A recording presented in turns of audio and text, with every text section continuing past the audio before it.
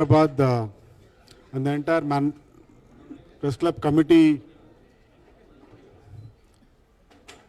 would like to we'll try to welcome former IT Minister and BRS Working President and now MLA Sirsilla, Mr. KT Ramarao Garu for the Meet the Press. As we all know, we are organizing this Meet the Press as a part of 12 years of Telangana formation celebrations. And the theme of the entire concept, entire event is 12 years of Telangana, the aspirations fulfilled and the road ahead. I think Mr. KT Ramarao will be the right person because he's been minister for 10 years and before that he's been part of the agitation, being an important element in the then Telangana Rashtra Samiti, now Bharat Rashtra Samiti. So we thought it's appropriate for him to speak whether the aspirations were fulfilled and what plans Telangana has in its next journey of, in the journey of next decade. He'll be here as a part of, in the next 10 years. We don't know whether he'll be in the opposition or in the ruling, but he'll be here definitely in Telangana politics. So we welcome you, sir, and we request you to speak briefly for a few minutes or maybe, take your own time. But we request you to give more time for the questions. And there are lots of seniors here, so we'd like to, interact with them. Thank you very much.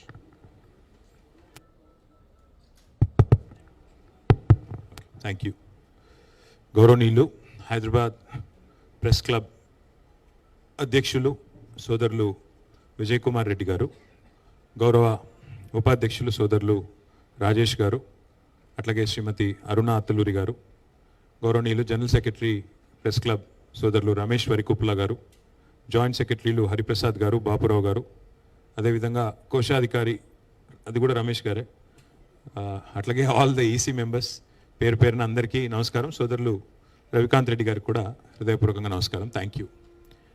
మరి తెలంగాణ ఏర్పడ్డ తర్వాత పుష్కరం గడిచిపోయింది.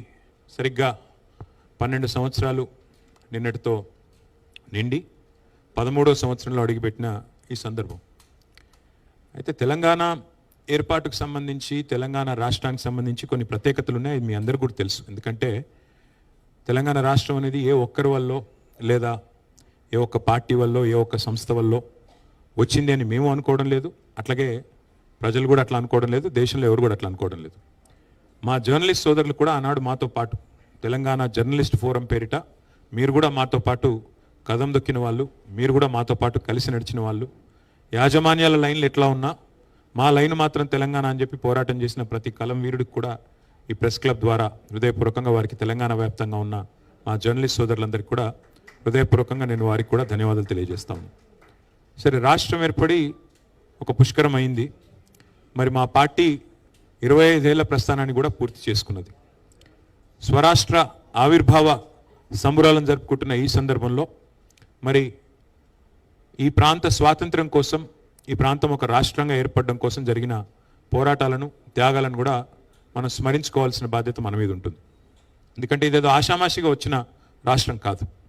ఎన్నో పోరాటాలతో, ఎన్నో త్యాగాలతో, ఎన్నో రకాల బలిదానాలతో ఏర్పడ్డ రాష్ట్రం తప్ప ఆషామాషిగా వచ్చిన రాష్ట్రం, ఏదో రొటీన్గా వచ్చిన రాష్ట్రం అంతకంటే కాదు. ఇక ప్రతిసారి మనకు ఒకటి తెలుసు, 12 ఏళ్ళు అంటే ఒక జనరేషన్, ఒక తరం మారినప్పుడు స్వరం మారుతూ ఉంటుంది. తరం మారిన ప్రతి సందర్భంలో మనం చూసినట్టయితే కొత్త కొత్త ఆలోచనలు వస్తూ ఉంటాయి, కొత్త కొత్త మరి ఆవిష్కరణలు కూడా జరుగుతూ ఉంటాయి. కానీ ఉడుకునెత్తురితో ఉరకలెత్తే యువతరం ఎవరైతే ఉన్నారో వారు ఒకటి గుర్తుపెట్టుకోవాలి. మనకి మన తాతల కథ, తండ్రుల కథ, మన జాతి కథ తెలియకపోతే భవిష్యత్తు కూడా మనకి అర్థమయ్యే ఆస్కారం లేదు. ఎందుకంటే వాళ్ళ భారతదేశానికి స్వాతంత్రం వచ్చి 79 ఏళ్ళు దాదాపుగా. మరి భారతదేశ స్వాతంత్రం వచ్చి 79 ఏళ్ళు అయింది కదా. స్వాతంత్రానికి పూర్వం ఏముండే, ఏం లేదు అన్నీ మర్చిపోదామంటే కుదరదు.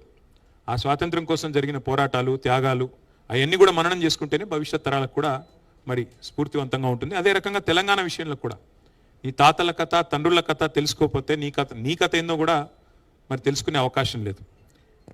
నువ్వు పుట్టిన గడ్డ కథ, నిన్ను కన్న మట్టి కథ చదువుకోకపోతే, తెలుసుకోకపోతే కొంత నష్టం కూడా జరుగుతుంది. ఇవాళ మనం ఇతిహాసాల గురించి మాట్లాడుకుంటూ ఉంటాం. రామాయణం గురించి మాట్లాడుతూ ఉంటారు, మహాభారతం గురించి మాట్లాడుతూ ఉంటారు. ప్రతి యుగంలో ప్రతి కథలో నాయకులు ఉంటారు, ప్రతినాయకులు ఉంటారు.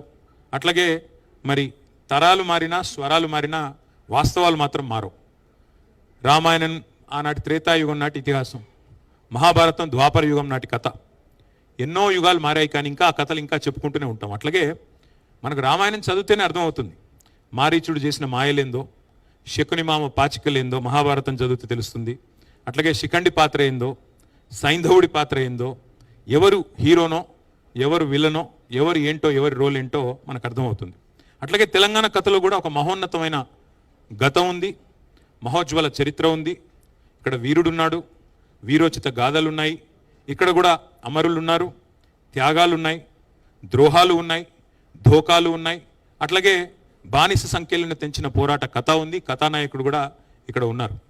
సరే, ఈ కథలో శకుని ఎవరో, శిఖండి ఎవరో, మారీచులు ఎవరో, దుశ్శాసనులు ఎవరో తప్పకుండా వచ్చే తరం కూడా తెలుసుకోవాలని చెప్పి నా ఆలోచన, నా భావన. అందుకే 12 ఏళ్ళు గడిచింది కదా, ఏం సాధించారు అని రవికాంత్ రెడ్డి గారు అడిగినప్పుడు నేను కూడా కొంత అధ్యయనం చేసే ప్రయత్నం చేసే వచ్చినాను. ఈ రాష్ట్ర ఏర్పాటు అనేది ఏదో ఆషామాషిగా జరిగిన పోరాటం కాదు.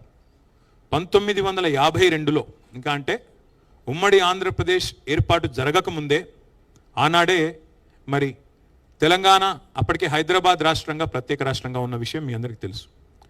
ఆ రోజుల్లోనే మరి పొరపాటున ఏమన్నా మళ్ళీ హైదరాబాద్ రాష్ట్రాన్ని ఫజల్ అలీ కమిషన్ సిఫార్సులకు వ్యతిరేకంగా, విరుద్ధంగా హైదరాబాద్ రాష్ట్రాన్ని అట్లాగే ఉంచాలని చెప్పి ఫజల్ అలీ గారు చెప్పినా కూడా దీన్ని ఏమన్నా ఇతర ప్రాంతాలతో కలుపుతారేమో ఆందోళనతో ఆ రోజే 1952లోనే గైర్ ముల్కీ ఉద్యమం జరిగింది. ఆ రోజే అప్పుడున్న కాంగ్రెస్ ప్రభుత్వం భారతదేశంలో ఆనాడే తుపాకీల మూతతో 6గురిని బలిగొన్నది ఇదే హైదరాబాద్లోని ఆర్ట్స్ అండ్ సైన్స్ కాలేజ్ దగ్గర. 6గురు కాదు, 7గురిని బలిగొన్న విలన్ కాంగ్రెస్ పార్టీ. అట్లాగే 1956లో ప్రజల అభీష్టానికి వ్యతిరేకంగా బలవంతపు పెళ్లి చేసి ఆంధ్ర తెలంగాణ కలిపింది కూడా కాంగ్రెస్ అనే ఒక విలనే, కాంగ్రెస్ పార్టీనే. అందులో ఏమాత్రం అనుమాత్రం కూడా ఏమీ అనుమానం ఎవరికి అవసరం లేదు. ఉన్న తెలంగాణను ఊడగొట్టింది కాంగ్రెస్ పార్టీనే, చాలామంది బలి చేసింది కూడా కాంగ్రెస్ పార్టీనే.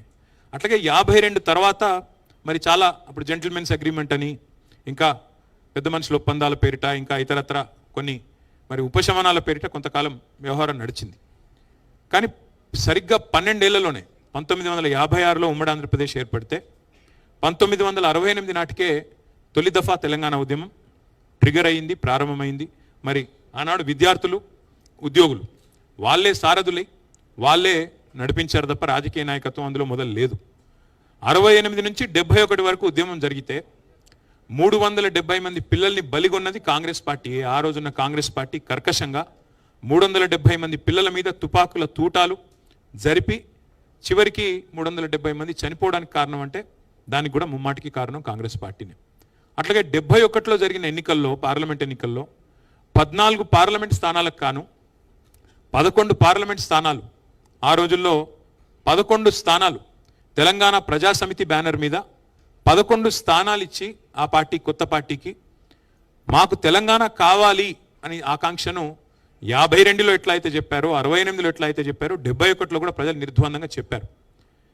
దేశ ప్రభుత్వానికి, కేంద్రంలో ఉన్న ప్రభుత్వానికి చెప్పారు, అయ్యా మా తెలంగాణ మాకు ఇవ్వండి అని చెప్తే కూడా దాని కర్కశంగా ఉద్యమాన్ని అణిచివేసింది కూడా ఆనాడు అప్పుడున్న కాంగ్రెస్ అధినాయకత్వం, కాంగ్రెస్ పార్టీనే. అట్లాగే మళ్ళీ 2001లో గులాబీ జెండా ఎగిరిన తర్వాత, కేసీఆర్ గారు మరి పార్టీ పెట్టిన తర్వాత, టీఆర్ఎస్ అనే పార్టీ పెట్టిన తర్వాత 2004లో మా దగ్గరకు వచ్చి పొత్తు పెట్టుకొని తెలంగాణ మనోభావాలను మేము గౌరవిస్తామని చెప్పి, రాష్ట్రం ఇస్తామని చెప్పి మరి ఎన్నికల ఎజెండాలో పెట్టి, అట్లాగే తర్వాత కామన్ మినిమం ప్రోగ్రాంలో పెట్టి భారత రాష్ట్రపతితో చెప్పించి 10 ఏళ్ల పాటు మమ్మల్ని కాల్చుక తిన్నది తెలంగాణను. అల్టిమేట్గా 100,000 మంది పిల్లలు ప్రాణాలు కోల్పోవడానికి కారణం ఎవరైనా ఉన్నారంటే ఖచ్చితంగా తెలంగాణ కథలో నంబర్ 1 విలన్ కాంగ్రెస్ పార్టీ. అందులో ఎవరికి ఎలాంటి అనుమానం కూడా అవసరమే లేదు. కానీ వాస్తవం ఏమి? సరే, కాంగ్రెస్ 2004లో మాటిచ్చి 14 దాకా నెరవేర్చకపోయినా పోరాటాలు ఆగలేదు. పెద్దలు కేసీఆర్ గారి నాయకత్వంలో 10 ఏళ్ల పాటు మరి 4 నుంచి 14 దాకా కొట్లాడినాం. అంతకంటే ముందు 4 ఏళ్ల పాటు కూడా పోరాటం చేసినాం. కాబట్టే ఫైనల్గా జూన్ 2, 2014 నాడు తెలంగాణ రాష్ట్రం ఏర్పాటు జరిగింది. సరే, జూన్ 2 ఎట్లా వచ్చింది అంటే దాని వెనకాల నవంబర్ 29 ఉన్నది. నవంబర్ 29 రోజు కేసీఆర్ గారు కేసీఆర్ సచ్చుడో తెలంగాణ వచ్చుడో అని మొండిగా కూర్చోపోతే, కేసీఆర్ శవయాత్రనో తెలంగాణ జైత్రయాత్రనో అని కూర్చోపోతే ఇవాళ తెలంగాణ రాష్ట్రము లేదు. ఇక్కడ మనకు కూర్చొని మాట్లాడుకోవడానికి పుష్కర కాలం తర్వాత సందర్భం కూడా వచ్చే ప్రసక్తే లేదు. ఒక మొండితనం, ఒక సంకల్పం, ఉక్కు సంకల్పం ఉన్న నాయకుడు కేసీఆర్ గారు.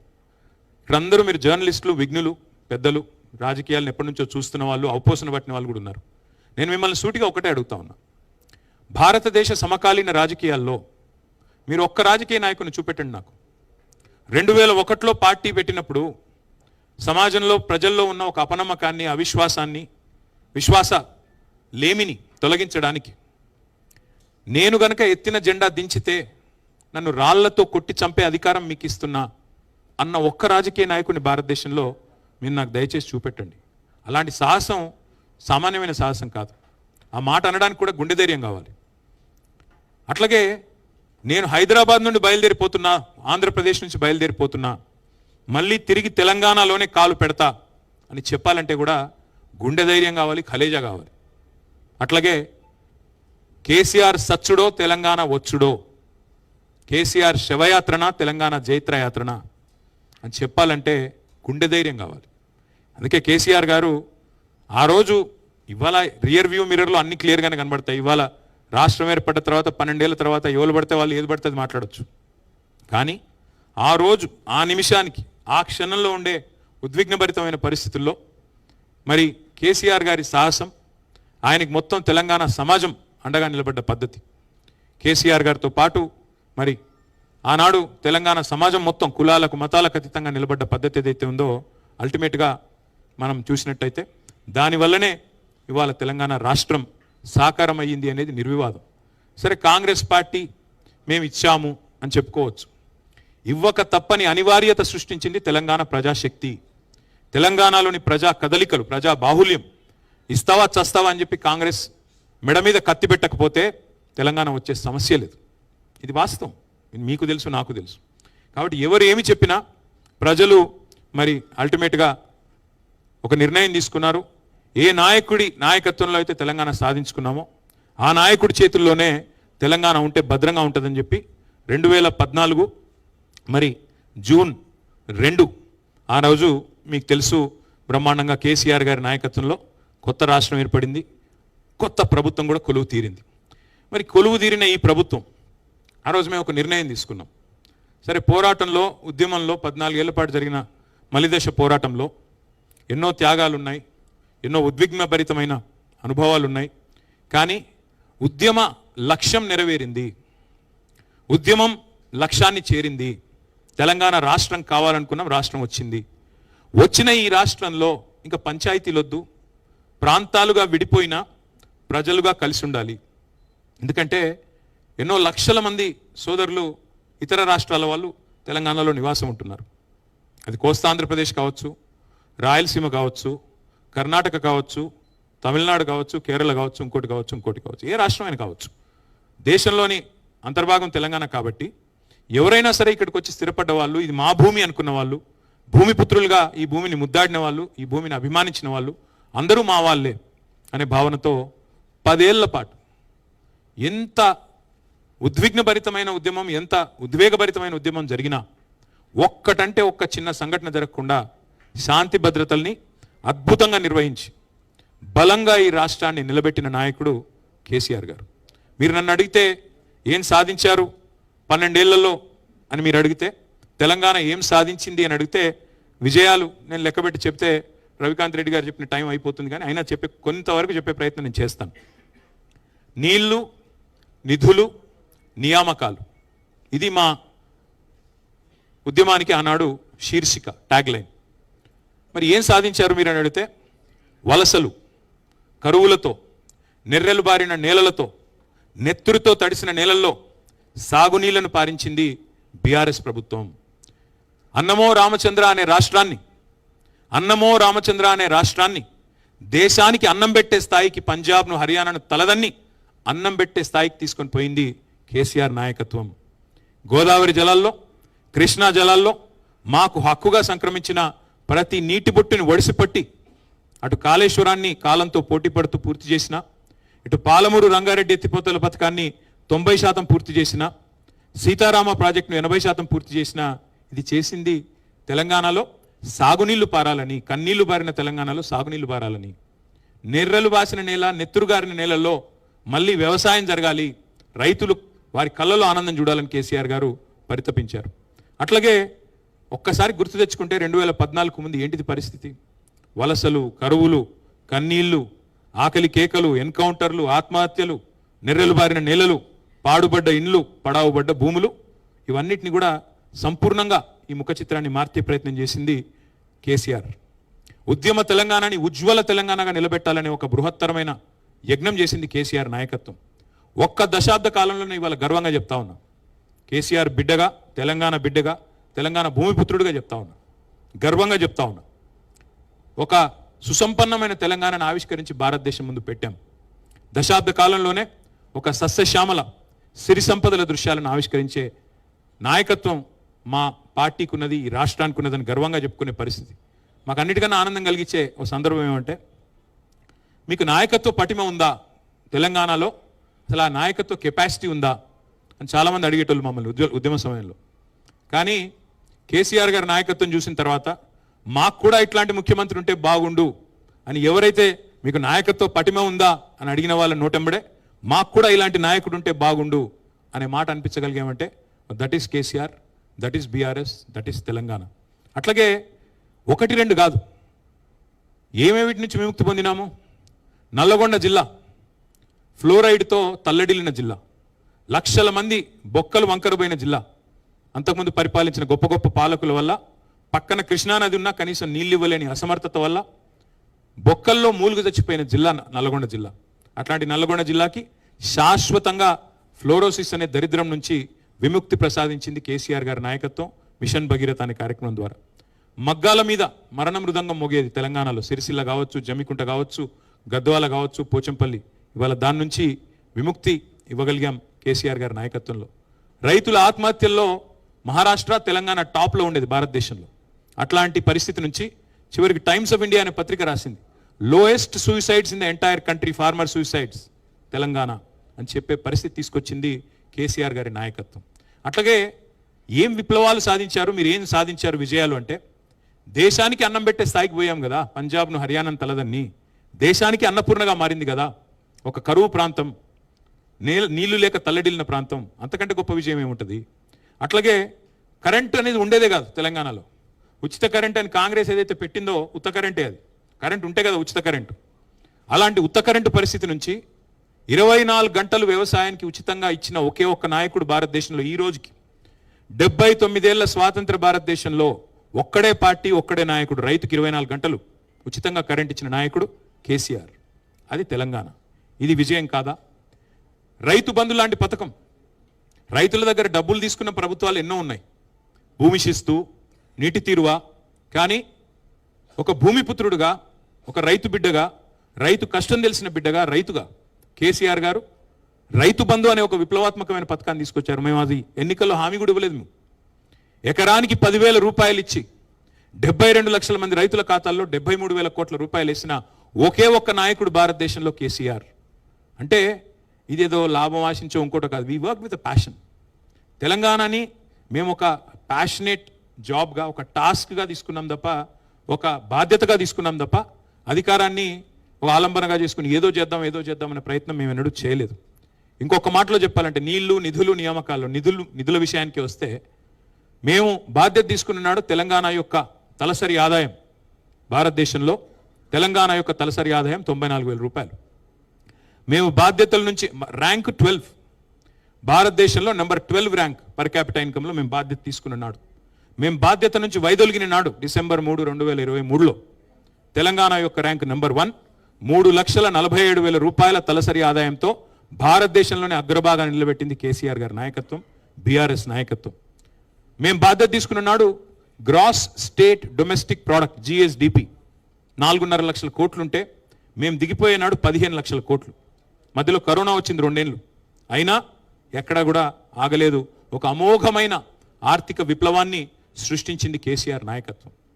200 ఉన్న గురుకుల పాఠశాలల్ని 1022 గురుకులాలకు తీసుకెళ్ళింది కేసీఆర్ గారి నాయకత్వం. 6.5 లక్షల మంది పిల్లలకి విద్యా బుద్ధులు, ఎస్సీ ఎస్టీ బీసీ మైనారిటీ పిల్లలు, చదువుకి దూరంగా ఉన్న వర్గాల పిల్లలకి మరి ఒక్కొక్క విద్యార్థి మీద 1,20,000 రూపాయలు ఖర్చు పెట్టి ఐఐటీల్లో, ఐఐఎంలో, ఎన్ఐటీల్లో, టాప్ ఇంజనీరింగ్ కాలేజీలలో, టాప్ మెడికల్ కాలేజీలలో సీట్లు వచ్చే విధంగా చేసింది కేసీఆర్ గారి నాయకత్వం, బీఆర్ఎస్ నాయకత్వం.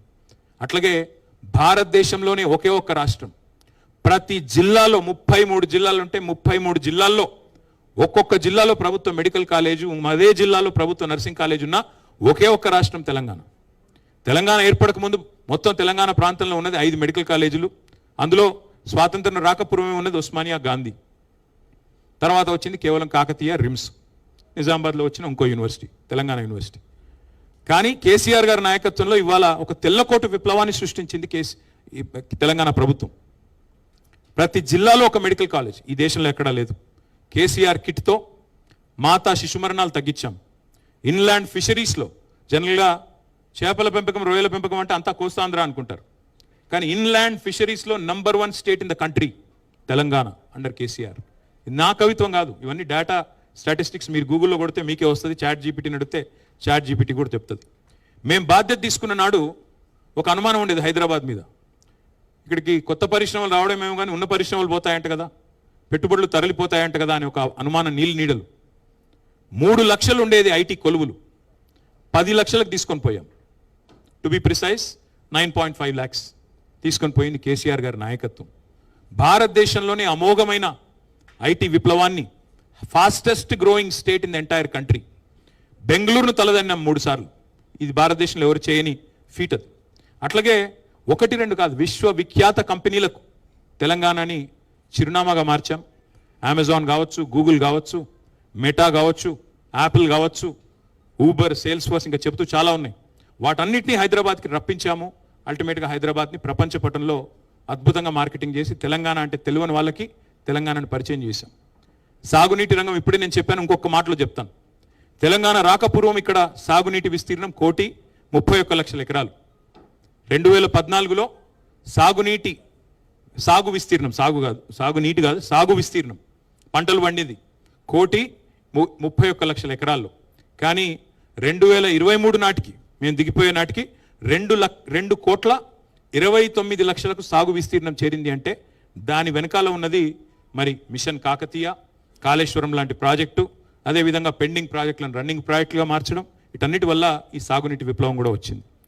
ఇక గ్రామాలు ఆదర్శ గ్రామాలుగా వెలిసిలాయి. ఒక గంగదేవిపల్లి ఉండేది తెలంగాణ ఏర్పడక ముందు, ఒకటే ఒక్క గంగదేవిపల్లి ఆదర్శ గ్రామం అంటే. కానీ తెలంగాణ ఏర్పడ్డ తర్వాత top 20 villages in the country ఎక్కడ, బెస్ట్ విలేజెస్ ఎక్కడ అని కేంద్ర ప్రభుత్వం అవార్డులు ఇస్తే, కేంద్ర rural development ministry, 19 were from Telangana.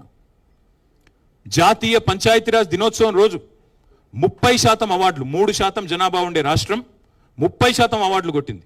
That is Telangana. Palle Pragathi అనే కార్యక్రమం ద్వారా ట్రాక్టర్లు, ట్రాలీలు, వైకుంఠధామాలు, పల్లె ప్రకృతి వనాలు, నర్సరీలు, అవార్డుల పంట పండించి పల్లె ప్రగతి ద్వారా ఒక విప్లవాన్ని, గ్రామ స్వరాజ్య విప్లవాన్ని సాధించింది కేసీఆర్ నాయకత్వం. భూమిపుత్రులుగా తెలంగాణ సాధించుకున్న తర్వాత ఇక్కడి పేదల మీద అభిమానంతో, ఇక్కడి పేద ప్రజల మీద మమకారంతో ఎన్నో మానవీయమైన పథకాలు తెచ్చుకున్నాం. 200 రూపాయల పెన్షన్ ఉండే తెలంగాణ వచ్చినప్పుడు, దాన్ని 2,000 చేసుకున్నాం. 2,000 రూపాయలు చేసుకున్నాం. 46 లక్షల మందికి ఆసరగా నిలబడ్డాం. అట్లాగే 1 కాదు 2 కాదు, what Telangana does today India does tomorrow అనే విధంగా, ఇండియా ఫాలోస్ టుమారో అనే విధంగా తెలంగాణ ఆచరిస్తుంది, దేశం అనుసరిస్తుంది అనే పద్ధతుల్లో దేశానికే పరిపాలనలో కొన్ని కొత్త పాఠాలు కూడా నేర్పింది తెలంగాణ. ఇది వాస్తవం. రైతు బంధు అని మనం పెడితే 2015లో మోడీ గారు 2018లోనో 17లోనో PM కిసాన్ సమ్మాన్ అని చెప్పి రైతు బంధును కాపీ కొట్టి వాళ్ళు పెట్టుకున్నారు. ఒక 12 రాష్ట్రాల్లో పెట్టుకున్నారు. కాలియా పేరిట ఒక రాష్ట్రంలో, కృషి బంధు పేరిట ఒక రాష్ట్రంలో రైతు బంధు పథకం దేశానికే ఆదర్శంగా మారింది. మిషన్ భగీరథ పేరిట ఇంటింటికి నీళ్లు మనమిస్తే దేశానికే ఆదర్శంగా మారి హర్ ఘర్ జల్ అనే పథకం వచ్చింది.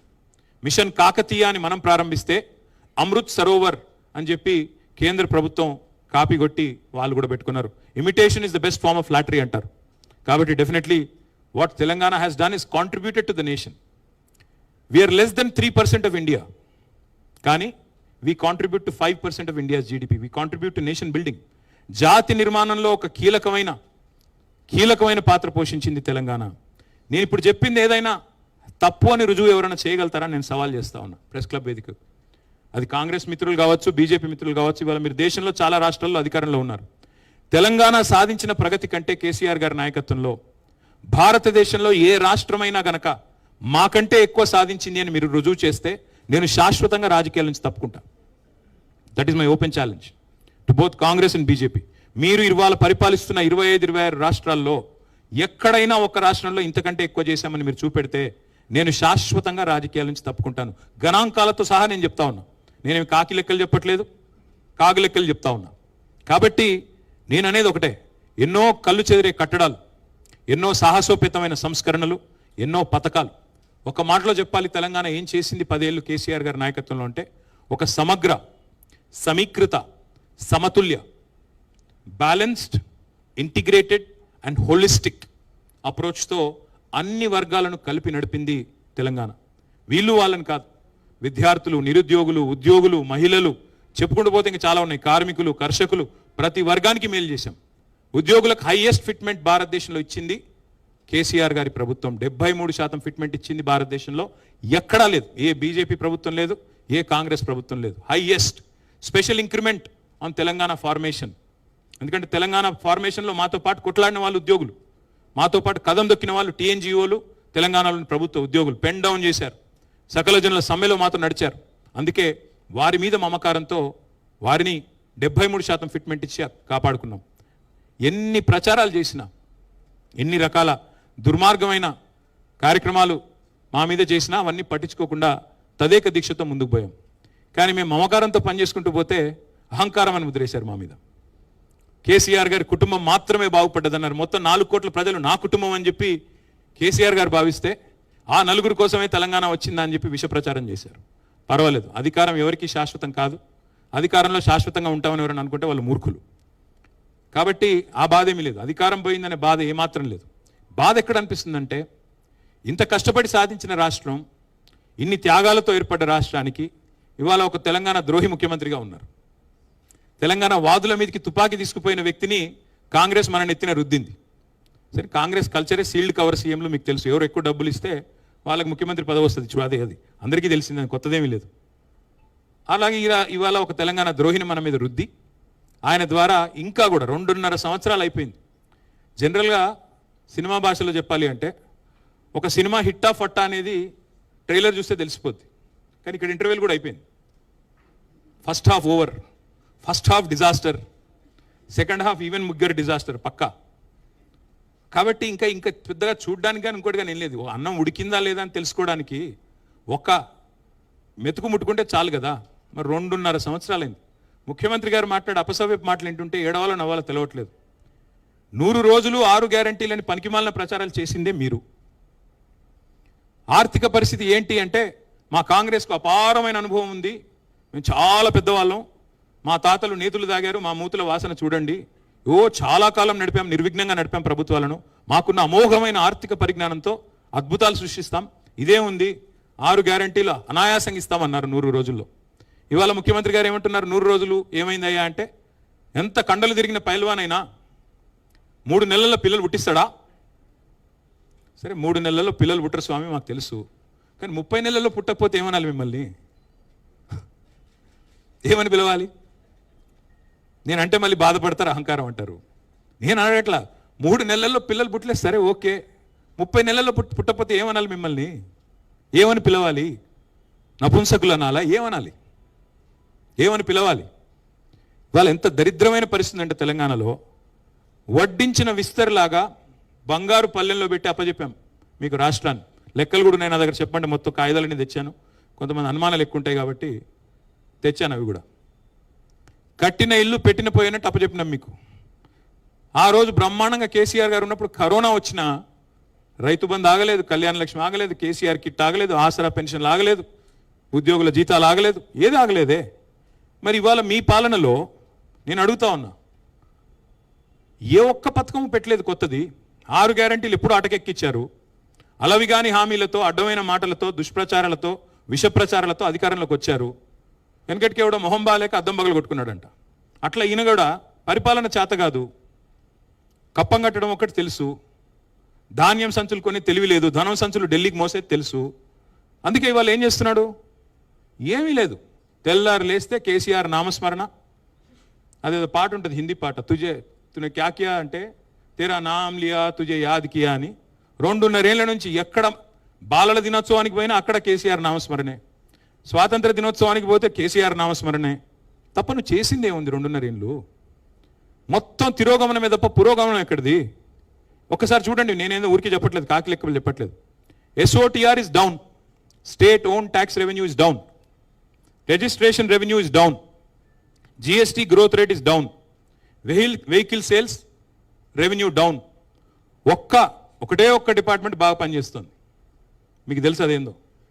ఎక్సైజ్. మందుగమనం ఒక్కటే జోరు మీద ఉంది, మందగమనం మిగతాదంతా మందగమనమే. మందుగమనం మాత్రం జోరు మీద ఉంది, మిగతాదంతా మందగమనమే. ఇవాళ విచిత్రం, ఇంకా మాకు ఆశ్చర్యం ఎక్కడ అనిపిస్తుంది అంటే, ప్రభుత్వం ఏమో హ్యాండ్సప్ అన్నది, అన్ని డౌన్ కిందికి, నినాదమేమో రైజింగ్, తెలంగాణ రైజింగ్ నినాదం.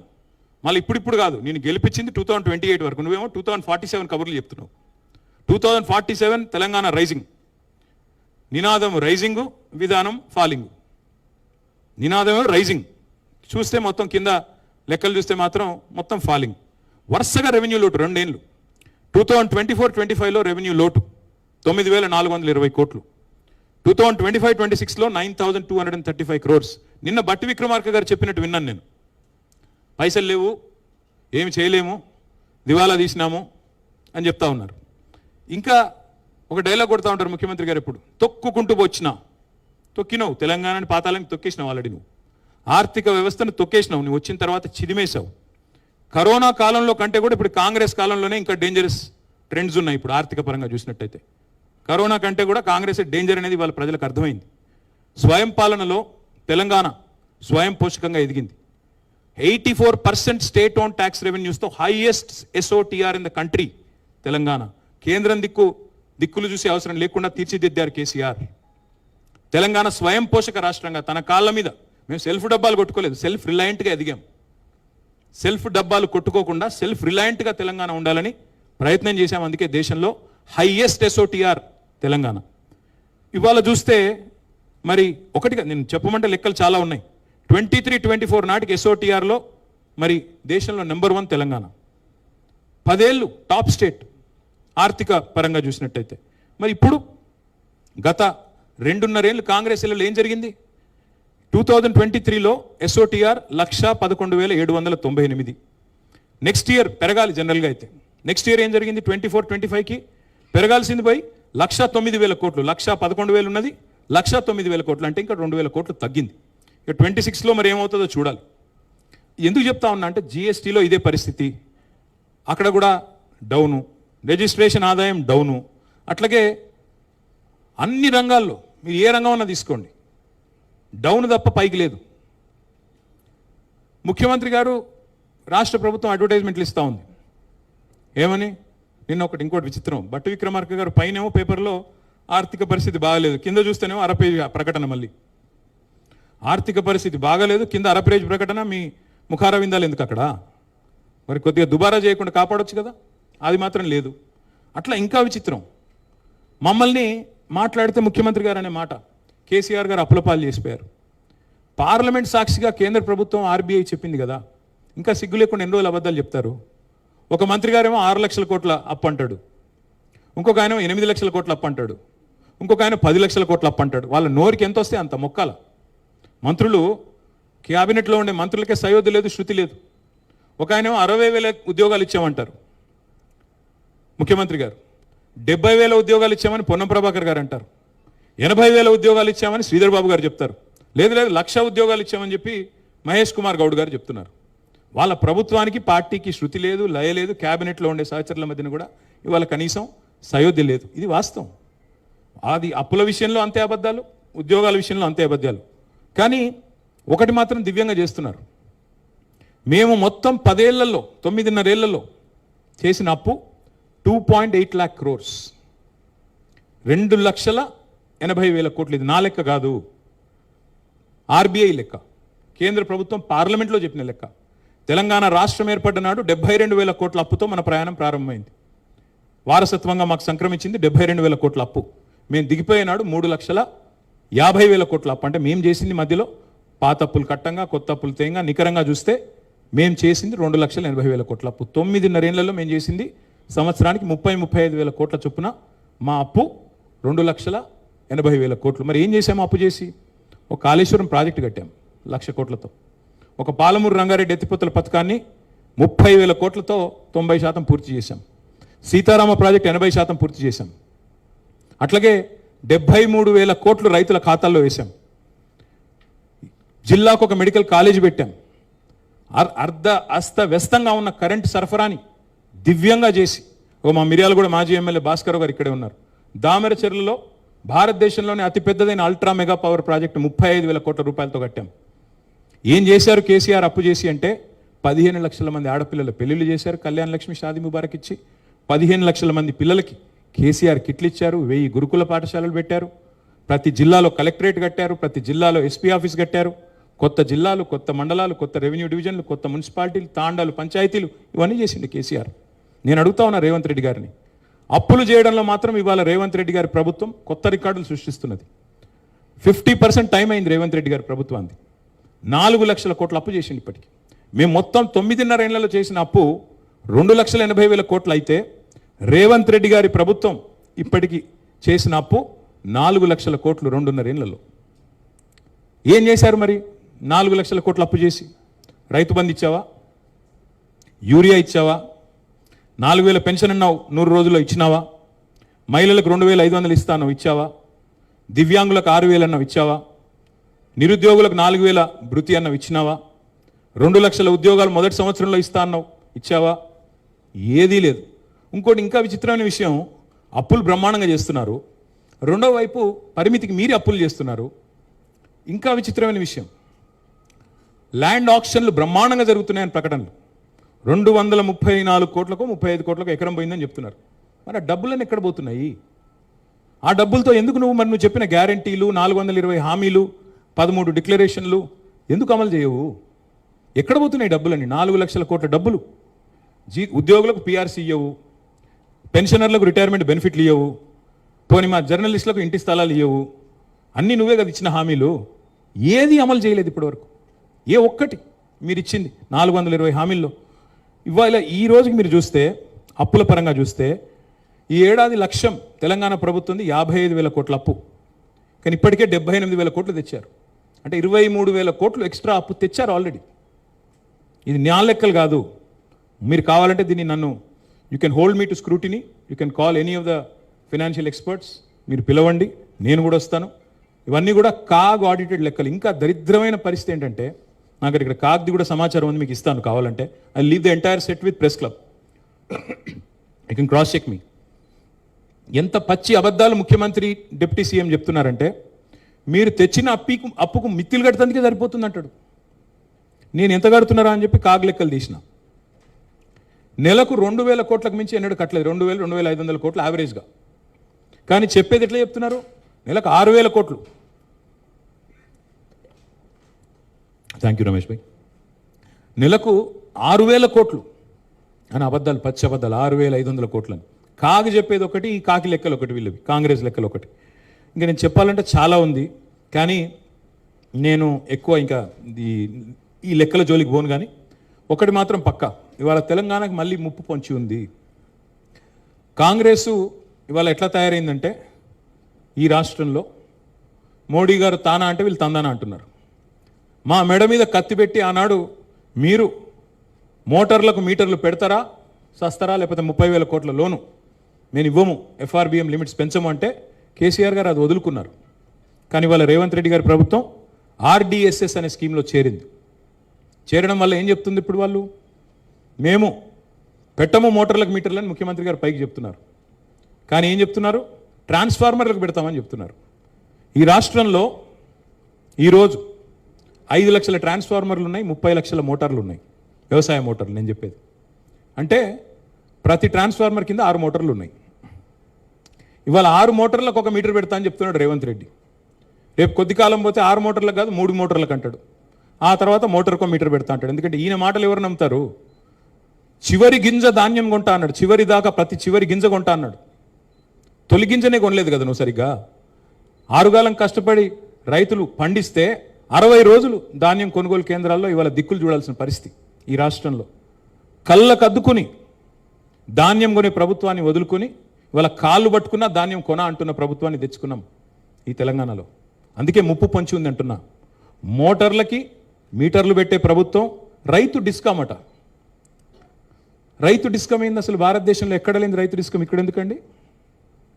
కేసీఆర్ గారు ఏ రైతు డిస్కమ్ పెట్టకుండా 24 గంటల ఉచిత కరెంట్ ఇవ్వలేదా రైతులకి? నాణ్యమైన కరెంట్ ఇవ్వలేదా? వ్యవసాయ మరి దిగుబడులు ఇబ్బడి ముబ్బడిగా పెరగలేదా? భారతదేశంలో నెంబర్ 1 తెలంగాణ కాలేదా? మరి మాకు అవసరం లేని, మాకు అక్కరకు రాని రైతు డిస్కమ్ నేను ఎవడడిగాడు? ఏ రైతు దరఖాస్తు ఇచ్చాడు? ఎందుకు పెట్టావు? ఇది రైతుల్లో అనుమానాలు రావా? నువ్వు మోటార్లకు మీటర్లు పెట్టే బ్యాచ్ అని పక్కా తెలుసు రైతులకి. ఎందుకంటే మోడీ గారు ఏమంటే నువ్వు అది చేస్తావు. పైన మోడీ ప్రభుత్వం, ఇక్కడ జోడీ ప్రభుత్వం, ఇద్దరు కలిసే ఉన్నారు, కలిసికట్టుగా నడుస్తున్నారు. అలా అనుమానం కూడా అక్కర్లేదు. 100% నేను చెప్తున్నా, తెలంగాణ రైతులు పారా హుషార్, తస్మాత్ జాగ్రత్త. ఈ దుర్మార్గులు చెప్పింది చేయరు, చేసింది చెప్పరు. చెప్పారు కదా రైతు డిక్లరేషన్లో కౌలు రైతులకు రైతు బంధు ఇస్తానని ఇచ్చిండా? రైతు కూలీలకు ఇందిరమ్మ ఆత్మీయ భరోసా అన్నాడు ఇచ్చిండా? రైతు భరోసా 15,000 ఇస్తానని ఇచ్చిండా? 2 లక్షల రుణమాఫీ చేసిండా? ఏది చేసిండే నేను మాట నమ్ముతారు మీరు? అందుకే నేను అంటున్నా ముప్పు పొంచే ఉన్నది. నేను మాత్రం ఒకటే చెప్పదలుచుకున్న చివరికి ముగించే ముందు, మా పార్టీకి మొన్ననే 25 సంవత్సరాల నుండి 26 సంవత్సరాలు అడుగుపెట్టాం. అట్లాగే తెలంగాణ 12 ఏళ్ళు నుండి 13 సంవత్సరాలు అడుగుపెట్టింది. ఉర్రూతలూగించిన 14 ఏళ్ల ఉద్యమాన్ని చూశాం. అభివృద్ధి పరవళ్ళు తొక్కిన ఒక 9.5 ఏళ్ల అధికార ప్రస్థానాన్ని చూశాం. గత 2.5 సంవత్సరాలుగా ప్రభుత్వాన్ని ప్రశ్నిస్తూ, నిలదీస్తూ మరి ప్రతిపక్ష పాత్ర కూడా మీరు చూశారు. ఈ 25 వసంతాలు పూర్తి చేసుకోవడం అంటే మామూలు విషయం కాదు ఒక రాజకీయ పార్టీకి. తెలుగు నేలలో 2 పార్టీలకు మాత్రమే ఆ ఫీటు ఇప్పటికి సాధ్యపడింది. ఒకటి ఎన్టీ రామారావు గారు స్థాపించిన తెలుగుదేశం పార్టీ, ఇప్పుడు 40 ఏళ్ళు నిండింది అనుకుంటా, 42-43 ఏళ్ళు నిండింది అనుకుంటా. మా పార్టీ 25 ఏళ్ళు నిండింది. జగన్మోహన్ రెడ్డి గారి పార్టీ కూడా 12 ఏళ్ళు 10 ఏళ్ళు అయినట్టుంది. 25 ఏళ్ళు నిలదొక్కున్నది మాత్రం ఈ 2 పార్టీలు. ఎన్టీ రామారావు గారు స్థాపించిన టీడీపీ, కేసీఆర్ గారు స్థాపించిన టీఆర్ఎస్, నాటి టీఆర్ఎస్, నేటి బీఆర్ఎస్. ఇవాళ ఈ ఇంటి పార్టీని గుండెల్లో పెట్టుకొని అభిమానిస్తున్న, ఆదరిస్తూ మమ్మల్ని కంటికి రెప్పలా కాపాడుకుంటున్న తెలంగాణలోని ప్రతి సోదరికి, సోదరుడికి హృదయపూర్వకంగా వారికి నా ధన్యవాదాలు. అట్లాగే ఒక అనితర సాధ్యమైన ఉద్యమాన్ని నిర్మాణం చేయడమే కాకుండా ఆ ఉద్యమం లక్ష్యం చేరుకోవడం, అల్టిమేట్గా రాష్ట్రం సాకారం కావడం, సాకారమైన ఆ రాష్ట్రానికి నాయకత్వం వహించే ఓ మహద్భాగ్యం మాకు కలగడం, ఇవన్నీ కూడా చాలా చాలా మనసు నిండా ఆనందాన్ని నింపే మరి ఒక ప్రస్థానం. కానీ సరే, మధ్యలో ఎత్తుపల్లాలు ఉంటాయి, మధ్యలో ఎదురు దెబ్బలు ఉంటాయి, ఒడిదుడుకులు ఉంటాయి, ఆటుపోట్లు ఉంటాయి. కానీ మా నాయకుడు చెప్పేది ఒకటే, కేసీఆర్ గారు, విజయం లభించినప్పుడు పొంగిపోకూడదు, ఓటమి వచ్చినప్పుడు కుంగిపోకూడదు అని చెప్తారు. అందుకే వారిచ్చిన ధైర్యంతో, వారిచ్చిన సాహసంతో ముందుకు పోతా ఉన్నాం. మిగతా రాజకీయ పార్టీలకి పాలిటిక్స్ అంటే ఒక గేమ్, మాకు మాత్రం ఒక టాస్క్. అందుకే ఆ టాస్క్ని ఏ పాత్రలో ఉన్నా ప్రజలే కేంద్ర బిందువుగా, వారి సమస్యల పరిష్కారమే ప్రధాన ఇతివృత్తంగా ముందుకు పోతా ఉన్నాం. మరి ఈ మధ్యకాలంలో జరిగిన కొన్ని ఎన్నికల్లో కూడా పార్టీ మంచి ఫలితాలే సాధించింది. రేపటి రోజున కూడా నేను ఒకటే చెప్తా ఉన్నా, కేసీఆర్ లాంటి నాయకుడు తెలంగాణకి రక్షణ కవచంలాగా ఉన్నంత కాలం ఎవ్వరూ ఏమీ చేయలేరు. ముమ్మాటికి తెలంగాణ తన అస్తిత్వాన్ని, తన ఆత్మని వెతుక్కుంటూ రాష్ట్రాన్ని సాధించుకున్నది. ఈ సాధించుకున్న ఈ రాష్ట్రాన్ని ఉజ్వల తెలంగాణగా, భారతదేశానికి ఒక లైట్ హౌస్ లాగా నిలబెట్టేదాకా మా ప్రయాణం కొనసాగుతూనే ఉంటుంది. ప్రెస్ క్లబ్కి, మిత్రులకి నాకు ఈ అవకాశం ఇచ్చినందుకు హృదయపూర్వకంగా వారికి ధన్యవాదాలు, నమస్కారాలు. Thank you, sir. Mr. Ketia spoke with lots of agony from his party's perspective, but we have to see whether people will accept his charges against the government. So since he's in a bit of negative mood, also about the media, saying that, media has been a bit negative about the party, and so would like to start make his mood a little bit more positive and energetic. Let's take a question from a young lady here. want to ask a question? Ravikant, Are you from the media? Ravikant. Just a minute, yeah, just a minute, man. First, let me, yeah. ఒకటి ఏంటంటే as for the practice ఎవరైనా అడగాలనుకున్న first చేయలేపండి. Let's be like discipline and will give them a chance because Mr. Ketia will be here for some time. And if there's any girl, because let's ladies first, and if there's any lady who wants to ask the question first. Are you from media? Yeah, please. Ramesh ji. No questions from you? No questions from you? Just a minute, ma'am. Please. Let's be disciplined. आप ही के पास आ रहे हैं, आप ही के पास आ रहे हैं. Let's be disciplined, ma'am. Yeah. आप आगे आइए ना थोड़ा. Okay, Hello, yeah, sir. please. Hi. I'm Shyamala from Times of India. Hi. How is BRS preparing for the next elections, if I may ask? Well, you know, like any political party, what we have to do is we have to reorganize ourselves, we have to reorient ourselves. That's exactly what we are doing. While we continue to remain the principal opposition, while we continue to question the government on all their drawbacks, limitations, unfulfilled promises, at the same time, we are trying to revamp our own organization. Our membership drive will start in June this month itself. And we plan on organizing right from the booth level, almost 36,000 plus polling booths in Telangana, right from booth level all the way to the state committee. So all that exercise will take a bit of time, probably over the next few months. And then we also want to conduct our, whatever I've just mentioned, for example, all the subjects that I tried to touch upon. We are going to conduct training classes to all of our active cadre and trying to make sure that as a party, we are, like they say, there's a fitness test when you're playing an IPL game, right?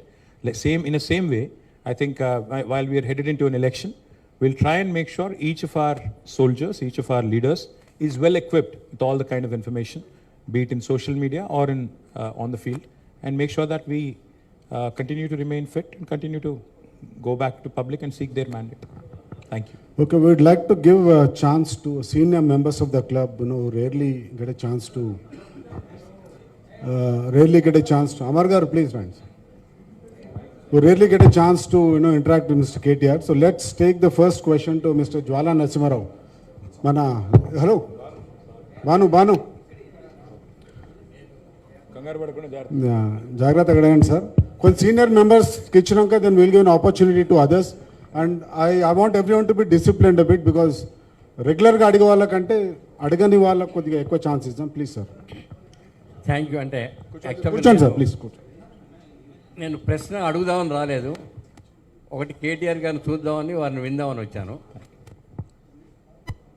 అంటే ఇది మీరు తెలంగాణ వచ్చిన తర్వాత ఈ development ఏంటని యాక్చువల్గా సందర్భం అదని నేను అనుకున్నాను. When you go outside the state or outside the country, if anyone asks you, మీరు మీ బీఆర్ఎస్, టీఆర్ఎస్, కేసీఆర్ గారు మీరు చెప్పినట్టు చాలామంది ఇంతమంది తెలంగాణ కోసం పోరాడారు, సాధించారు కదా, వద్దని చాలామంది అన్నారు కదా, వ్యతిరేకంగా పోరాడారు కదా, చివరికి తెలంగాణ సాధించారు. ఈ 12 ఏళ్లలో తెలంగాణ సాధించడం వల్ల మీకేం ఒరిగింది అని అంటే ఇర్రెస్పెక్టివ్ ఆఫ్ పార్టీ, ఆ పార్టీ కాకుండా the holistic development of my Telangana in 12 years ఏమిటని అడిగితే టోటల్ ఆబ్జెక్టివ్గా, టోటల్ పాజిటివ్గా చెప్పడానికి సాహసిస్తారా? సరే, ఇప్పుడు రామాయణం అంతా అయినాక రాముడికి సీత ఏమవుతారంటుంది. మీరు అందులో కేసీఆర్ గారి దగ్గర సిపిఆర్ఓగా చేసిన వ్యక్తి, మీరు అన్ని దగ్గర నుండి చూసిన వ్యక్తి.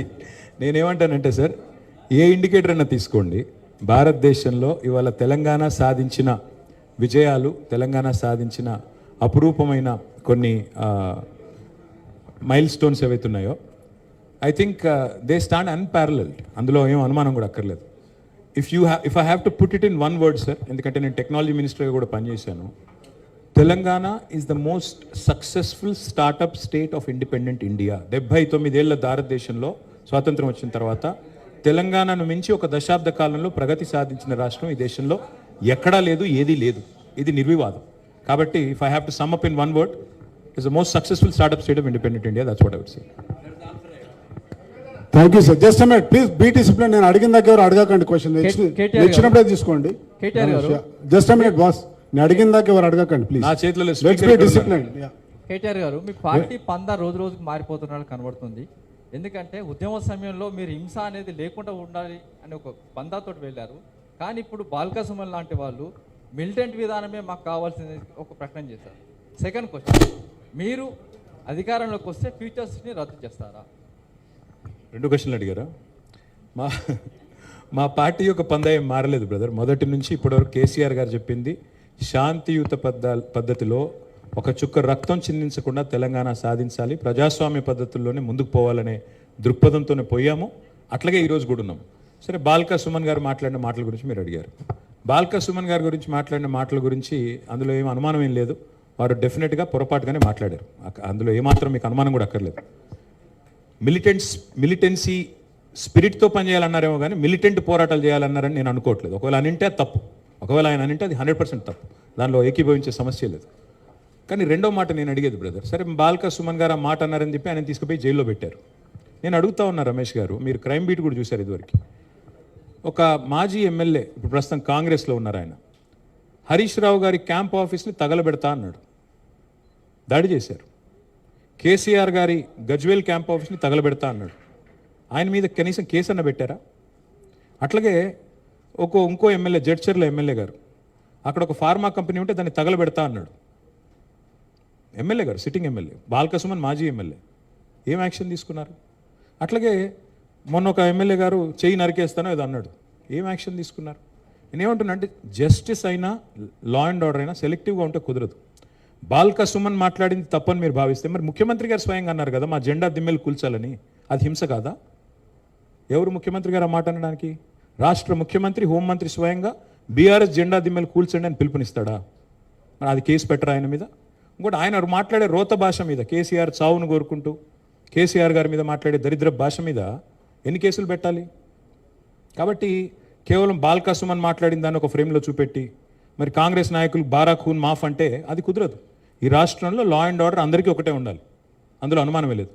మీరు ఫ్యూచర్ సిటీ గురించి అడిగారు బ్రదర్. మీరు first of all please get out of that mind set. అది ఫ్యూచర్ సిటీ లేదు, గడిది గుడ్డు లేదు, అక్కడ ఏం లేదు. It was land that was acquired for pharma city. Hyderabad pharma city కోసం 14,000 ఎకరాలు ల్యాండ్ అక్విజిషన్ చట్టాన్ని వినియోగించి మేము ఆ ల్యాండ్ తీసుకున్నాం. 7 సంవత్సరాలు పట్టింది ఆ ల్యాండ్ సేకరించడానికి. It was conditional land acquisition. Conditional to what? Conditional to setting up pharma park, pharma units. ఇవాళ ఫార్మా సిటీ లేదు, ఏమీ లేదు. మేము అక్కడ జూ పెడతాం, వంతారం తీసుకొస్తాం, మేము అక్కడ ప్లాట్లు ఇస్తాం, రియల్ ఎస్టేట్ వ్యాపారం చేస్తాం. భయ నేనేమంటున్నా అంటే, జర్నలిస్టులకు ఇళ్ల స్థలాలు ఇవ్వాలన్న ప్రేమ ముఖ్యమంత్రి గారికి ఉంటే మంచిర్యాలలో ఇవ్వండి, బుద్వేల్లో ఇవ్వండి, బ్రహ్మాండమైన జాగాలు ఉన్నాయి, ప్రభుత్వ స్థలాలు ఇవ్వండి. మేమెందుకు వద్దంటాం? మేము జర్నలిస్టుల విషయంలో, మీరు ప్రెస్ క్లబ్లో ఉన్నాను కాబట్టి, మీరు ప్రత్యేకంగా మొత్తం మీరే ఉన్నారు కాబట్టి ప్రెస్ మిత్రులు, నేను చెప్తా ఉన్నా, భారతదేశంలో బడ్జెట్లో జర్నలిస్టుల సంక్షేమం కోసం నిధి పెట్టిన నాయకుడు ఎవరండి? కేసీఆర్ గారి పేరున ఉన్నారా? చూపెట్టండి నాకు. KCR is the only chief minister for the first time in the history of this country. బడ్జెట్లో డైరెక్ట్గా జర్నలిస్టుల సంక్షేమం కోసం 100 కోట్లు పెట్టిన నాయకుడు కేసీఆర్. అక్రెడిటేషన్ కార్డులు, ఇక్కడ అమర్ గారు ఉన్నారు, ఇంకా సీనియర్ జర్నలిస్టులు బండారు శ్రీనివాసరావు గారు, నరసింహారావు గారు అందరూ ఉన్నారు. అక్రెడిటేషన్ కార్డుల కోసం ఉద్యమాలు జరిగేది గతంలో, కానీ కేసీఆర్ గారు ఉన్నప్పుడు 18-19 వేల కార్డులు, అక్రెడిటేషన్ కార్డులు ఇచ్చింది తెలంగాణ ప్రభుత్వం. కరోనా టైంలో ఒక్కొక్క జర్నలిస్ట్ సోదరుడికి సోదరికి 20,000 రూపాయలు ఆరోగ్య కోసం వారికి సహకరించింది కేసీఆర్ గారి ప్రభుత్వం. ఇవాళ భారతదేశంలో ఎక్కడన్నా ఉందండి ఒక జర్నలిస్ట్ చనిపోతే పెన్షన్ ఇచ్చే విధానం ఉందా? మీడియా అకాడమీ ద్వారా ఎక్కడన్నా ఒక రాష్ట్రంలో ఉందా? ముందు పెట్టింది కేసీఆర్. జర్నలిస్టుల సంక్షేమం గురించి మాకు రేవంత్ రెడ్డి గారి దగ్గర నేర్చుకోవాల్సిన అవసరం లేదు. రేవంత్ రెడ్డి గారు ఇవాళ ఇళ్ల స్థలాలు ఇవ్వాలి అనుకుంటే నేను వారికి విజ్ఞప్తి చేస్తా ఉన్నా, మా పార్టీ తరపున ఉత్తరం రాయమంటే కూడా రాస్తా, నిరభ్యంతరంగా ఇవ్వండి. ఎవరొద్దంటున్నారు? పేట్ బషీరాబాద్ ల్యాండ్ మా ప్రభుత్వంలో ఉన్నప్పుడు, జవహర్ సొసైటీ అనుకుంటే దాని పేరు, మా ప్రభుత్వంలో ఉన్నప్పుడు కేసీఆర్ గారి దగ్గరికి మీరు అందరూ వచ్చి అప్పీల్ చేస్తే, అప్పుడు చీఫ్ జస్టిస్గా ఉన్న ఎన్వి రమణ గారితో కూడా కేసీఆర్ గారు ప్రత్యేకంగా మాట్లాడారు. సార్ మన జర్నలిస్టులు కొద్దిగా చూడండి అని, ఏమైనా మేలు చేయగలిగితే చేయండి అని రిక్వెస్ట్ చేశారు. అంటే కేసీఆర్ గారు మీకు న్యాయంగా, ధర్మబద్ధంగా, చట్టబద్ధంగా మీకు స్థలాలు ఇవ్వాలని పరితపించిన వ్యక్తి కేసీఆర్. ఇవాళ ఆ పరిష్కారం ఇంకా కాలేదు కదా సమస్యది. ఇవాళ ఎక్కడో ఇస్తాం ఫ్యూచర్ సిటీ అంటే, ఫ్యూచర్ సిటీ ఎక్కడుందండి? ఎక్కడుంది అసలు future city? Yes, I agree with Harish Rao 100%. Future city లేదు, ఏదీ లేదు. మీరే డ్రామాలు ఆడుతున్నారు. హైకోర్టులోనేమో ఫార్మా సిటీ ఉందని చెప్తారు. మీరు చూడండి, కావాలంటే అఫిడవిట్ తీసుకోండి. ప్రభుత్వం ఇచ్చిన అఫిడవిట్ హైకోర్టులో ఉందండి, ఫార్మా సిటీ అక్కడే ఉంది అని చెప్తారు. మరి మీరు వెళ్ళి జర్నలిస్టులు అందరూ ఫార్మా మ్యానుఫ్యాక్చరింగ్ యూనిట్ల పక్కన ఇల్లు కట్టుకుంటారా? నేను అడుగుతా ఉన్నా, మీకు సమ్మతమేనా? అక్కడ ఉంటారా? నేనేమంటున్నా అంటే, ఏదో బుకాయించడానికి, బట్టగాల్చి మీదేయడానికి ఏది పడితే అది మాట్లాడితే కుదరదు రమేష్ గారు. ముఖ్యమంత్రి గారికి ప్రభుత్వానికి చిత్తశుద్ధి ఉంటే ముందు పేట్ బషీరాబాద్ ల్యాండ్ ఇవ్వండి, నెంబర్ 1. నెంబర్ 2, మంచిరేవులలోనో లేకపోతే బుద్వేల్లోనో మంచి స్థలం ఏదైనా తీసి 100 ఎకరాలు ఇవ్వండి. ఎంతసేపు అమ్ముకోవడమేనా? ఇవ్వండి, మేమెందుకు వద్దంటాం. ఇంకోటి, మా గవర్నమెంట్ ఉన్నప్పుడు మేము జిల్లాల్లో చాలా వరకు ఇళ్ల స్థలాలు ఇచ్చాం. హైదరాబాద్లో ఇవ్వలేకపోయాం, ఎందుకంటే ఇక్కడ కాస్ట్లీ ల్యాండ్స్, ఆ పరిష్కారం కూడా జరగలేదు, ఇంకప్పటికి న్యాయ పోరాటం జరుగుతుంది కాబట్టి ఇవ్వలేకపోయాం. హరీష్ రావు గారు అన్న దానిలో ఏ తప్పు లేదు. That land acquisition was conditional. Tomorrow any kind of misadventure the government does, డెఫినెట్గా it has to be stopped. It was for industrialization. అది కాకుండా దేనికి వినియోగించుకోవడానికి జూ పార్క్ పెడతానంటాడు ఏందండి ఆయన? 1 తారాకు 3000 ఎకరాలు ఇస్తాడా? అది ఎంత కాస్ట్లీ ల్యాండు? నీకు అంత ఉబలాటంగా ఉంటే ఎక్కడో ఇవ్వు, దూరంగా ఇవ్వు. ఎట్లా ఇస్తారండి నాకు అర్థం కాదు. Thank you. ఒక్క నిమిషం ప్లీజ్. ఆశీష్, స్పీకర్ గారు ఇక్కడ ఉన్నారు. రెగ్యులర్గా అడిగే వాళ్ళకి ఛాన్స్ తక్కువ, ఎప్పుడు అడగని వాళ్ళకి ఇస్తాను. ప్లీజ్ ఒక్క నిమిషం ఆగు. ప్లీజ్ బీ డిసిప్లిన్ భయ్. అరే బీ డిసిప్లిన్, ఆగండి మీరు, ఆగండి. Okay right, Ashish. Sir, press క్లబ్లో ప్రెస్ వాళ్ళు కొట్లాడుకుంటే ఎట్లబ్బా మీరు? అసెంబ్లీ ఏమన్నా? ఆశీష్ భాయ్ బోలో. I have a two-part question. Ji. First about Pawan Kalyan. Yesterday we witnessed, in fact, all the channels. इसका जवाब मैं तेलुगु में देना चाहता हूँ. Yeah, you can choose whatever language. But I just wanted to understand, Pawan Kalyan in fact specifically names BRS. He says that BRS has changed its name from TRS. They have constituted party unit in Andhra Pradesh. While they have constituted party unit in Andhra Pradesh, now they are opposing Janasena activities in Telangana. Where did we oppose it? Where did we oppose it? That's what Pawan Kalyan says. It has. He didn't say it, by the way. Don't put words in his mouth. No, He didn't say it. He has mentioned BRS. He has not mentioned BRS at all. He did not say it. Let me answer your question first. Let me answer this question first. See, తెలుగులో చెప్తాను, మీకు కూడా కొద్దిగా తెలుగు వస్తుంది కాబట్టి. See, ఈ దేశంలో ఏ నాయకుడైనా ఏ నాయకురాలైనా ఒక పార్టీ పెట్టవచ్చు. పార్టీ పెట్టి ఎక్కడైనా పోటీ చేయవచ్చు. ఏ ప్రాంతంలో అయినా ఏ రాష్ట్రంలో అయినా నిరభ్యంతరంగా పోటీ చేయొచ్చు. ప్రజాస్వామ్య భారతదేశంలో అది అందరికీ ఉన్న హక్కు, రాజ్యాంగం ఇచ్చిన హక్కు, బాబాసాహెబ్ అంబేద్కర్ ఇచ్చిన హక్కు, అందులో ఏం అనుమానం అక్కర్లేదు. కానీ ఏ ప్రాంతంలో అయితే మీరు పోటీ చేయాలనుకుంటున్నారో ఆ ప్రాంత ఆకాంక్షలు, ఆ ప్రాంత పరిస్థితులు, ఆ ప్రాంత ప్రజలు, వారి యొక్క మానసిక స్థితిగతులు, వారి యొక్క పోరాటాలు, వారి యొక్క త్యాగాలు కూడా మీరు తెలుసుకోవాలి. వారి మీద అభిమానం ఉండాలి. నేను అడుగుతా ఉన్న పవన్ కళ్యాణ్ గారిని వల్ల, మీరు కొత్తగా పోటీ చేసేది ఏముందండి? జనసేన 2023లో పోటీ చేయలేదా? మీరు చేశారు కదా అసెంబ్లీ ఎన్నికల్లో. మొన్న మున్సిపల్ ఎన్నికల్లో కూడా పోటీ చేశారు కదా 350 వార్డులో. కొత్తగా చేసేది ఏముంది? అండ్ ఇంకోటి, మిమ్మల్ని ఎవరు ఆపుతున్నారు? 2018లో చంద్రబాబు నాయుడు గారు వచ్చారు, పోటీ చేశారు. 23లో మీరు పోటీ చేశారు. పోటీ చేయండి, ఎవరు వద్దంటున్నారు. కానీ మీరు ఇక్కడికి వచ్చి మాట్లాడేటప్పుడు ఇదేదో ఆషామాషిగా ఏర్పడ్డ రాష్ట్రం కాదు, ఇదేదో అనాయాసంగా వచ్చిన రాష్ట్రం కాదు. వేల మంది బలిదానాలతో, రక్తంతో తడిసిన నేల ఇది తెలంగాణ. కాబట్టి ఇక్కడికి వచ్చినప్పుడు 1-2 సార్లు ఆలోచించుకొని మాట్లాడాలి. నేను ఒక మాట అన్నారు, ఆయన అడ్డుకుంటున్నారు. ఎవరు అడ్డుకుంటున్నారు మిమ్మల్ని? ఏదో ఊహాజనితమైన ఒక ప్రపంచం సృష్టించుకొని ఎవరు అడ్డుకున్నారు మిమ్మల్ని? 2018లో పోటీ చేస్తే అడ్డుకోలేదు, 23లో పోటీ చేస్తే అడ్డుకోలేదు, ప్రజలు అడ్డుకున్నారు. మేమేం చేస్తాం దానికి? ఒకటి మాత్రం పక్కా, పవన్ కళ్యాణ్ గారైనా ఎవరైనా సరే తెలంగాణ ఆవిర్భావ దినోత్సవం రోజు వచ్చి ఇక్కడ మేము సభ పెడతాం. అది కూడా గతంలో నేను తెలంగాణ ఏర్పడ్డప్పుడు నాకు ఆ విభజించిన పద్ధతి నచ్చలేదు. ఒక ఆయన అంటాడు తల్లిని చంపి బిడ్డను బతికించారంటాడు, ఇంకొక ఆయన విభజించిన పద్ధతి నచ్చలేదు అంటాడు. ఇవన్నీ ఏంటంటే తెలుగు హైదరాబాదీ అల్ఫాజ్ మే బోల్నా హై తో గుమా ఫిరాకి బోల్నా బోల్తే ఇసుకో. నాకు ఇష్టం లేదు తెలంగాణ ఏర్పడని సీదా చెప్పక ఉల్టా పుల్టా మాటలు ఎందుకు? ఇది బాగలేదు, అది బాగలేదు. మరి నువ్వు అది బాగలేక ఇది బాగలేక 11 రోజులు అన్నం తినకుండా ఉంటే మళ్ళీ తెలంగాణ ఆవిర్భావ దినోత్సవం రోజు మీటింగ్ పెట్టాల్సిన అవసరం ఏముంది? సరే మీటింగ్ పెడదాం అనుకున్నావు, అడ్డుకున్నది ఎవరు? కాంగ్రెస్ ప్రభుత్వం. ఏమైనా అనాలనుకుంటే వాళ్ళని అనాలా? కాబట్టి పవన్ కళ్యాణ్ గారైనా ఎవరైనా ఈ దేశంలో ఎక్కడైనా పోటీ చేయొచ్చు, మాకు అభ్యంతరం లేదు. పోటీ చేశారు కూడా కదా మీరు. 2023 में भी आप बहुत करे. మీ అయ్యే జాగీరా. నేను ఒకటి మాత్రం పవన్ కళ్యాణ్ గారు గుర్తుపెట్టుకోవాలి, తెలంగాణ ఖచ్చితంగా తెలంగాణ భూమిపుత్రుల జాగీరు. తెలంగాణ భూమిపుత్రుల జాగీరే తెలంగాణ. ఇందులో ఎవరికి అనుమానం కూడా అక్కర్లేదు. 100%. ఈ నేల కోసం కష్టపడ్డ వాళ్ళు, ఈ నేల కోసం పోరాటాలు చేసిన వాళ్ళు, ఈ నేల కోసం త్యాగాలు చేసిన వాళ్ళు, నెత్తురుతో తడిచిన నేల ఇది. ముమ్మాటికి తెలంగాణ ఈ భూమిపుత్రులు ఇక్కడున్న 4 కోట్ల మంది జాగీర్ ఇది. కానీ మీరు రండి, ఇక్కడే ఉండండి, మీ కుటుంబాలు ఇక్కడే ఉన్నాయి, మీ వ్యాపారాలు ఇక్కడ అని ఉండండి. ఎవరొద్దన్నారు? 10-12 ఏళ్లలో ఎక్కడన్నా చిన్న సమస్య వచ్చిందండి? నేను అడుగుతా ఉన్నా. మా దృక్పథం ఎట్లాంటిది అంటే, వైజాగ్ స్టీల్ ప్లాంట్ను ప్రైవేటీకరిస్తున్నారు మోడీ ప్రభుత్వం అంటే మేము మద్దతు పలికాం. తప్పు ఇది మీరు చేస్తుంది, పబ్లిక్ సెక్టర్ అండర్టేకింగ్స్ని కాపాడాలని రిక్వెస్ట్ చేశాం. That is our philosophy. ప్రాంతాలుగా విడిపోయినా ప్రజలుగా కలిసి ఉండాలని కోరుకున్నాం. కానీ నిన్న పవన్ కళ్యాణ్ గారు ఇంకొక 2 మాటలు మాట్లాడారు. ప్రాంతీయవాదం అన్నారు. ప్రాంతీయవాదం ఉగ్రవాదం కంటే ప్రమాదం ఏదో అన్నాడు ఆయన. నేను వారికి గుర్తు చేస్తా ఉన్నా, ప్రాంతీయవాదం అంటే మరి పొట్టి శ్రీరాములు గారు 58 రోజుల పాటు ఆత్మ బలిదానం చేసుకున్నారే, పోరాటం చేసి మద్రాస్ ప్రెసిడెన్సీ నుంచి వేర్పడి తెలుగు రాష్ట్రం కావాలి, లింగ్విస్టిక్ బేసిస్గా రాష్ట్రాలు ఏర్పడాలి అనే ఒక ఆకాంక్షతో వారు ఏదైతే పోరాటం చేశారో, లింగ్విస్టిక్ బేసిస్కి వారికి సంబంధం లేదు. మద్రాస్ నుంచి ఆంధ్ర రాష్ట్రం వేరుపడాలని పొట్టి శ్రీరాములు గారు 58 రోజులు నిరాహారదీక్ష చేశారు. అది కూడా ప్రాంతీయవాదం అంటారా? ప్రాంతీయవాదం అంటే నేను ఇంకో ప్రశ్న అడుగుతా ఉన్నా పవన్ కళ్యాణ్ గారిని.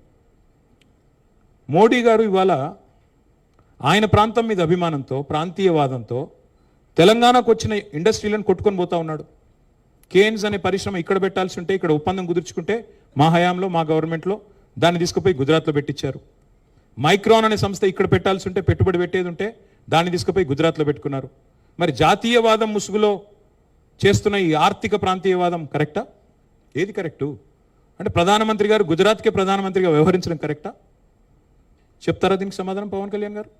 కాబట్టి ప్రాంతీయవాదం, ఇంకో మాట, చాలా విచిత్రమైన మాట అన్నారు నిన్న ఆయన. ఇంకొన్ని రోజులైతే జనగణమన పాడరు. మాకు జనగణమన మాకు నేర్పించాల్సింది ఏం లేదు. దేశభక్తి గురించి మాకు పవన్ కళ్యాణ్ గారి దగ్గర పాఠాలు నేర్చుకోవాల్సిన అవసరం లేదు. ఈ నేల ఆనాడు నిజాం సర్కార్కు వ్యతిరేకంగా పోరాటం చేసిన నేల, కమ్యూనిస్టులు కదం దొక్కిన నేల ఇది. కాబట్టి మాకు పోరాటాలు కొత్త కాదు, మాకు యుద్ధాలు కొత్త కాదు, త్యాగాలు కొత్త కాదు. మాకు వాటి గురించి జాతీయ భావన ఉంది. ఇక్కడ దేశాన్ని గౌరవించే సంస్కృతి ఉంది. We contribute to the nation. We are less than 3% of India, but we contribute to 5% of India's GDP. So we don't need any kind of moral lectures or moral policing from. వారు ఆంధ్రప్రదేశ్ ఉప ముఖ్యమంత్రిగా వారిని గౌరవిస్తాం. వారిని ఆంధ్రప్రదేశ్ ఉప ముఖ్యమంత్రిగా డెఫినెట్ గౌరవిస్తాం. ఒక కళాకారుడిగా, ఒక నటుడిగా అభిమానిస్తాం.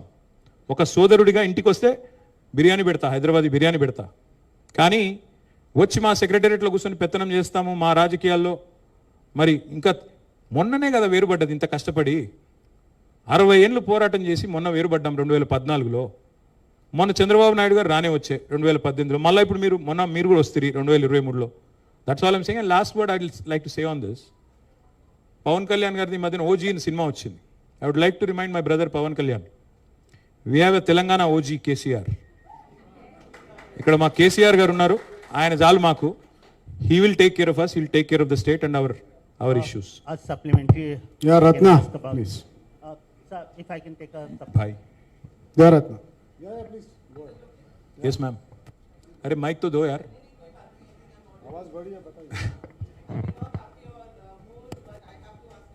नहीं प्लीज बोलिए.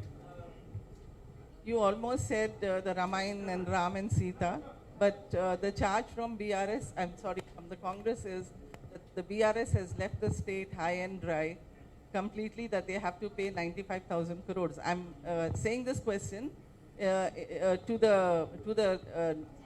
to your answer, to your statement yesterday, saying that the Congress has undone what BRS has done. And another question is, Kishan Reddy made an allegation saying that the BRS fooled the people by promising Bangaru Telangana, but all they did was a Bangaru family. Could you please throw some light? Ma'am, unfortunately, Mr. Kishan Reddy doesn't have a problem when he has to work with Chandrababu Naidu ji, whose son is a minister, whose brother-in-law is an MLA. वहाँ पे उनको family politics नहीं दिखता है, जहाँ उनको ज़रूरत है. बिहार में नीतीश जी और उनके लड़के के साथ काम करने में उसको कोई तकलीफ नहीं है। पर जब बीजेपी को जहां कहीं भी, मतलब शिवसेना में जब उद्धव ठाकरे जी, आदित्य ठाकरे जी थे, उनके साथ भी काम करने में कोई मसला नहीं था। जब उनको, जो लोग उनके खिलाफ हैं, जो लोग उनसे लड़ते हैं, उनसे भेदभाव रखते हैं आइडियोलॉजिकली, उनकी जब बात आती है तो किशन रेड्डी जी काफी कुछ बोलते हैं। सो मैं उनके बारे में ज्यादा नहीं बोलूंगा, पर एक चीज जरूर कहूंगा जो आपने पूछा, that we left the state high and dry. I will leave this with our press club friends. ఇది కాగ్ లెక్క, కాగ్ రిపోర్ట్ ఇది, కాగ్ లెక్క. ప్రతి నెల మిత్తి ఎంత కడుతున్నది మన తెలంగాణ ప్రభుత్వం, ఇది 2025-26 ఈ ఫైనాన్షియల్ ఇయర్కి సంబంధించిన లెక్క. ఏప్రిల్లో కట్టింది 2260 crores, 2260 కోట్లు. జూన్లో కట్టింది, నేను చెప్పేది 25 ఏప్రిల్ లాస్ట్ ఇయర్. తర్వాత మే 2025 1905 crores, 1905 కోట్ల 60 లక్షలు. జూన్లో 2600 కోట్లు, జూలైలో 2582 కోట్లు, ఆగస్ట్ 2025లో 2091 కోట్లు, ఒక సెప్టెంబర్లో 2923 కోట్లు, అక్టోబర్లో 2159 కోట్లు. ఈ లెక్కన మొత్తం प्रोग्रेसिवली अगर आप देखेंगे मार्च के हद तक, इस साल मार्च के हद तक, अगर पिछले अप्रैल से अभी तक देखेंगे, कुल मिला के 29,679 करोड़, मतलब एक साल में 29,679 करोड़ एवरेज अगर ले लेंगे आप तो 2,500 करोड़ कुछ होगा. तो where did we leave the state high and dry and what kind of utter absolute lies are these? हम सालीना नहीं, हर महीना 6,500 కోట్లు ఖర్చు పెడుతున్నాము అని ముఖ్యమంత్రి గారు చెప్తే ఈ కాగ్ లెక్క నమ్మాలా, ముఖ్యమంత్రి గారి కాకి లెక్క నమ్మాలా? See the chief minister and his team, they need to get their act straight. एक आदमी बोलता है कैबिनेट में 6 लाख करोड़ का डेट है, कर्जा है, 8 लाख करोड़ बोल के कोई और बोलता है, 10 लाख करोड़ बोल के कोई और बोलता है. बट पार्लियामेंट में केंद्र सरकार बोल रही है कि सिर्फ केसीआर गवर्नमेंट ने 2,80,000 करोड़ का कर्जा किया. आप आरबीआई की बात मानेंगे कि रेवंत रेड्डी की बात मानेंगे? आप तय कर लीजिएगा. Thank you. Just minute, Amar గారు ఒక్క నిమిషం, లేదు మీడియా బాబు ఇది. ఓకే అమర్ గారు వినిపిస్తుంది సార్. చెప్పండి sir.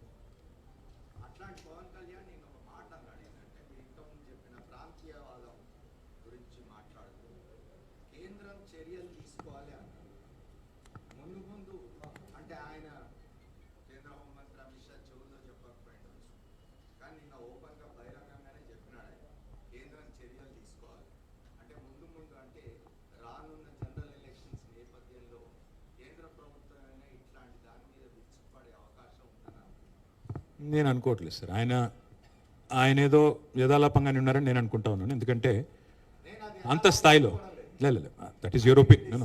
Know that is your opinion sir. తెలంగాణను డిస్టర్బ్ చేయాలి అని 2014లోనే ప్రయత్నం చేశారు, కొత్తదేమి కాదు. మన అనుమతి లేకుండా, మనకు కనీసం ఇన్ఫర్మేషన్ లేకుండా లోయర్ సీలేరు ప్రాజెక్ట్ని తీసుకొని పోయి ఆంధ్రాకి ఇచ్చారు. 5 మండలాలు తీసుకొని పోయి ఆంధ్రాలో కలిపారు. చాలా ఏకపక్షంగా కేంద్ర ప్రభుత్వం చాలా దుర్మార్గంగా వ్యవహారం చేసింది. మనం స్టేట్ వైడ్ బంద్ కూడా పిలిపించారు. ముఖ్యమంత్రిగా కేసీఆర్ గారు స్టేట్ వైడ్ బంద్ కూడా పిలిపించారు. భారతీయ జనతా పార్టీ ప్రభుత్వం, కేంద్రం గత 12 ఏళ్లుగా తెలంగాణకు చేసింది శూన్యం. అందులో అనుమానం కూడా మీకు అక్కర్లేదు. ఐటీఐఆర్ రద్దు చేశారు, బయ్యారముకు కర్మాగారం పెట్టలేదు, విభజన హామీల్లో ఒక్కటి కూడా నెరవేర్చలేదు. ప్రయోగాలు చేశారు, కాకపోతే మధ్యలో సెక్షన్ 8 అడ్డం పెట్టుకుని హైదరాబాద్ను కొంత కేంద్ర పాలిత ప్రాంతం చేయాలనే ప్రయత్నం కూడా కొంతకాలం కుట్ర జరిగింది. కానీ ఇందాక నేను చెప్పింది ఊరికే చెప్పలేదు అమర్ గారు. తెలంగాణ యొక్క పోరాట స్ఫూర్తి అందరికంటే బాగా 2 జాతీయ పార్టీలకు బాగా తెలుసు. కాంగ్రెస్కి తెలుసు, బీజేపీకి తెలుసు. మళ్ళీ తెలంగాణ ఎంత ఫాస్ట్గా చార్జ్ అవుతుంది, ఎంత ఫాస్ట్గా అవసరమైతే కదం తొక్కుతుంది కూడా వాళ్ళకి అవగాహన ఉంది. కాబట్టి అట్లాంటి ప్రయోగాలు మనమే చేస్తారని నేనైతే అనుకోను. పవన్ కళ్యాణ్ గారు నేను ఆవేశంగా మాట్లాడినప్పుడు ఏమైనా మాట తూలారేమో నాకు తెలియదు. బట్ నేనైతే అనుకోవట్లేదు, అట్లా జరుగుతుందని అనుకోవట్లేదు. అట్లా జరిగితే మాత్రం ఇంకొక ఉద్యమం మాత్రం, అద్భుతమైన ఉద్యమం జరుగుతుంది. దానికి మళ్ళీ బీఆర్ఎస్ నాయకత్వం వహిస్తుంది, అందులో అనుమానం కూడా అక్కర్లేదు. సతీష్ గారు. సార్, రీసెంట్గా రేవంత్ రెడ్డి మాట్లాడుతూ మేము రైతులకు ఉచిత విద్యుత్ కొనసాగిస్తే బీఆర్ఎస్ వచ్చే ఎన్నికల్లో పోటీ చేయకుండా ఉంటుందా అని చెప్పేసి అడిగారు. సవాల్ నేను రేవంత్ రెడ్డి గారికి నేను అడిగేది ఒకటే, ఉచిత విద్యుత్ విషయంలో ఎవరికన్నా కొంత హక్కుంది మాట్లాడేదంటే డాక్టర్ వైఎస్ రాజశేఖర రెడ్డి గారి నాయకత్వంలో ఆనాడు ఒరిజినల్ కాంగ్రెస్ వాళ్ళకు కొద్దిగా ఏమైనా హక్కు ఉంటుంది. ఇక అప్పుడు రేవంత్ రెడ్డి గారు ఏ పార్టీలో ఉన్నారో ఆయన ఎక్కడున్నాడో నాకు తెలియదు, కానీ ఆయనకు ఉచిత విద్యుత్తు అనే మాట మాట్లాడే హక్కు కూడా లేదు. ఎందుకంటే అమెరికాలో రేవంత్ రెడ్డి గారు తన మనోగతాన్ని స్పష్టంగా బయటపెట్టారు. రైతులకు 3 గంటలు కరెంట్ ఇస్తే చాలు. నేను అనలా ఇది, రేవంత్ రెడ్డి గారు స్వయంగా ఆనాడు పిసిసి అధ్యక్షుడిగా ఆటాకో తానాకో ఏదో సభకు పోయారో అక్కడ ఎవరు అడిగితే చెప్పారు 24 గంటలు దండుగా 3 గంటలు ఇవ్వాలి. నిన్నగాక మొన్న పబ్లిక్ హియరింగ్ జరిగితే ఏది ఈ రైతు డిస్కామ్ అనే దాని మీద వ్యవసాయ కమిషన్ చైర్మన్ కోదండరెడ్డి గారు, మొన్నటిదాకా కిసాన్ సెల్ అధ్యక్షుడిగా ఉన్న కోదండరెడ్డి గారు సేమ్ మాట చెప్పారు. అక్కడ కూడా 3 గంటలు చాలు అని చెప్పారు. ఇవన్నీ కాదండి, నేను అడిగేది ఒకటే, కేసీఆర్ గారు 24 గంటలు ఉచితంగా విద్యుత్ వ్యవసాయానికి ఏ డిస్కమ్ పెట్టకుండా కొత్త డ్రామా చేయకుండా ఇచ్చినప్పుడు మీరు ఎందుకు పెడుతున్నారు? ఒకటి. రెండోది, నాకు నిర్మలా సీతారామన్ గారు మాట్లాడిన ప్రెస్ కటింగ్ కూడా ఉంది. మీరు మోటార్లకు మీటర్లు పెట్టకపోతే 30,000 కోట్ల రుణం ఇవ్వము నిర్ద్వందంగా టైమ్స్ ఆఫ్ ఇండియాలో వచ్చింది. సీతారామన్ గారు చెప్పిన మాట, నిర్మలా సీతారామన్ గారు చెప్పిన మాట, దాన్ని రేవంత్ రెడ్డి గారు విభేదిస్తారా? మొన్న మీరు RDSSలో చేరారు కదా, చేరిన తర్వాత అందులో స్పష్టంగా రాసింది సోలార్ పవర్ జనరేషన్ ద్వారానే మరి భవిష్యత్తులో రేపటి రోజున ఉచిత కరెంట్ ఇచ్చేదానికి ఆస్కారం ఉంటుంది అని. మరి సోలార్ పవర్ రాత్రి రాదు కదా, మరి ఎట్లా ఇస్తారు మీరు కరెంట్ 24 గంటలు? ఇది ఇంకో పాయింట్. చివరి పాయింట్ నేను అనేది ఏంటంటే సతీష్ గారు, సవాళ్ళు ప్రతి సవాళ్ళు, ఇప్పుడు రేవంత్ రెడ్డి గారికి సవాళ్ళు విసరడం పారిపోవడం కొత్త ఏం కాదు. 2018లో కొడంగల్లో ఓడిపోతే నేను సన్యాసం తీసుకుంటా అన్నాడు. 3 నెలల్లోనే తిరిగి వచ్చి పార్లమెంట్లో పోటీ చేశాడు. కాబట్టి ఆయనకేం కొత్త కాదు, ఆయనకి సిగ్గులేదు. కానీ ఒకటి మాత్రం పక్కా, 420 హామీలు ఏదైతే మీరు ఇచ్చారో, అభయహస్తం మేనిఫెస్టో అన్నారో, అది అమలు చేయకపోతే ఓటు అడగననే దమ్ము రేవంత్ రెడ్డికి ఉందా? నేను అడుగుతా ఉన్నాను.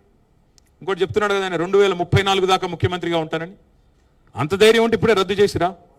ఈ రోజు ఎన్నికలు జరిగితే బీఆర్ఎస్ చరిత్రలో ఎన్నడూ లేనంత పెద్ద మెజారిటీతో గెలవబోతుంది. 90 సీట్లకు పైగా గెలిచే ఆస్కారం ఈరోజు ఉంది. అందుకే ఆయనకు తెలుసు, ఇవన్నీ తెలుసు. ఏదో డైవర్షన్ కోసం, అటెన్షన్ డైవర్షన్ కోసం ఆడే నాటకాలు తప్పేమి కాదు. ఆయనకు నిజంగానే చిత్తశుద్ధి ఉంటే 420 హామీలు అమలు చేస్తేనే నేను పోటీ చేస్తాను చెప్పమనండి, మేము కూడా రెడీ. రామ్లన్న. కేటీఆర్ గారు, ఈ విగ్రహాలది ఒకటి ఇష్యూ అవుతుంది. గతంలో మీరు సచివాలయం ఎదురుగా పెట్టిన రాజీవ్ గాంధీ విగ్రహము తీసేసి గాంధీ భవన్కి పార్సిల్ పంపిస్తామన్నారు. తాజాగా అమీర్పేట మైత్రివనంలో పెట్టిన ఎన్టీఆర్ విగ్రహాన్ని తొలగించి అధికారంలోకి వస్తే ఆంధ్రాకు పార్సిల్ పంపిస్తామని చెప్పి టీఆర్ఎస్ చీఫ్ కవిత చెప్తుంది. అసలేంది విగ్రహాలు ఒళ్ళేంది, అసలు టీఆర్ఎస్ వైఖరేంది? భయ ఇంకా ఇంపార్టెంట్ సబ్జెక్టులు చాలా ఉన్నాయి. రేవంత్ రెడ్డి యొక్క డైవర్షన్ గేమ్లో మీరు కూడా పడ్డట్టున్నారు. పాపం రేవంత్ రెడ్డి గారికి పరిపాలన చేత కాదు కాబట్టి ఇట్లా అప్పుడప్పుడు టైంపాస్ కార్యక్రమాలు పెట్టి రాగానే తెలంగాణ తల్లి విగ్రహం మార్చేశారు, రూపం మార్చారు.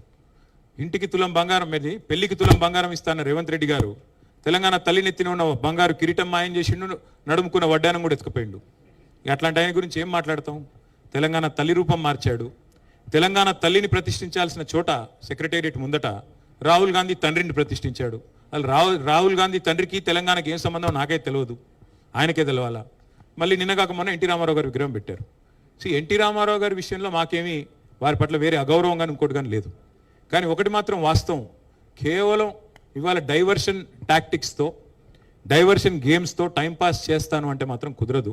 ముమ్మాటికి కాంగ్రెస్ తల్లి విగ్రహాన్ని, రాహుల్ గాంధీ తండ్రి విగ్రహాన్ని మాత్రం మా గవర్నమెంట్ వచ్చిన మరుక్షణమే భద్రంగా గాంధీ భవన్కి పంపించే బాధ్యత నేనే వ్యక్తిగతంగా తీసుకుంటాను. మీరు దాని విషయంలో ఏం ఆందోళన? కేటీఆర్ గారు, రాష్ట్రంలో వరుసగా జరుగుతున్నటువంటి గత కొద్ది రోజులుగా పరిణామాలు, ఆ తర్వాత మంత్రుల స్టేట్మెంట్స్ వాటి మీద, ముఖ్యంగా ఆంధ్ర తెలంగాణ లొల్లి జరుగుతుందనేది చాలా స్పష్టంగా అర్థమవుతుంది. అయితే కోమటిరెడ్డి వెంకటరెడ్డి ఆంధ్ర వాళ్లకు కాంట్రాక్టర్లు ఇవ్వం, తెలంగాణలో ఖచ్చితంగా చట్టం చేస్తామని చెప్తున్నారు. అయితే మీరు 9.5 ఏళ్ల పాటు అధికారంలో ఉన్నారు, అది సాధ్యమవుతుందా కోమటిరెడ్డి వ్యాఖ్యలు?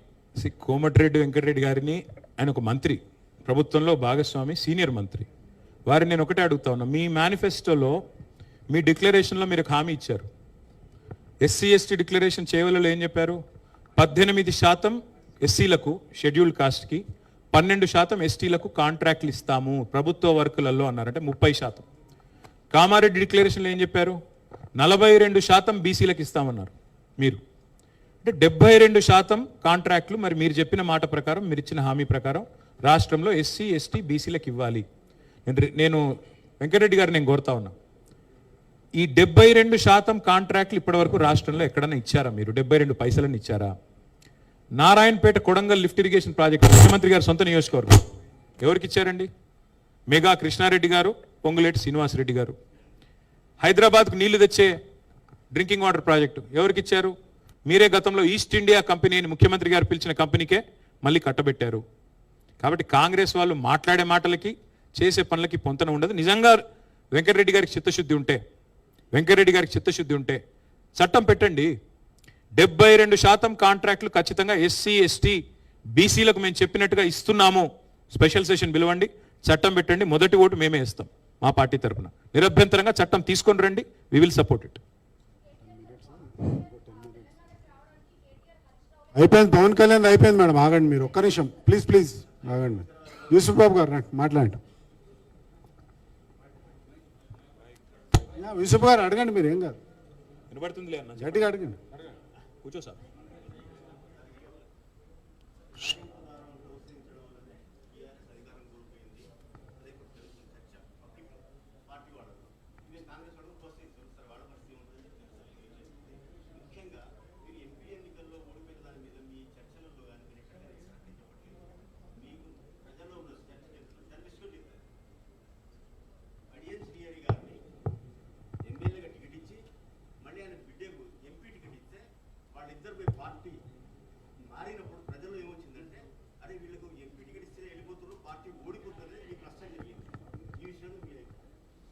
ఈ నేను ఇదివరకు కూడా చెప్పానని మళ్ళీ చెప్తున్నాను. పార్లమెంట్ ఎన్నికలు భారతదేశంలో ఒక పోలరైజ్డ్ ఎన్వైర్న్మెంట్లో జరిగినాయి.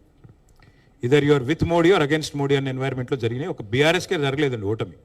బిజు జనతాదళ్ లాంటి పవర్ఫుల్ పార్టీ వాళ్ళకు కూడా ఒక సీట్ రాలేదు. మాయావతి గారి పార్టీకి ఒక్క సీట్ రాలేదు. భారతదేశంలో 13 పార్టీలకు ఒక్క సీట్ రాలేదు. శిరోమణి అకాలీదళ్ కూడా ఒక సీట్ రాలేదు.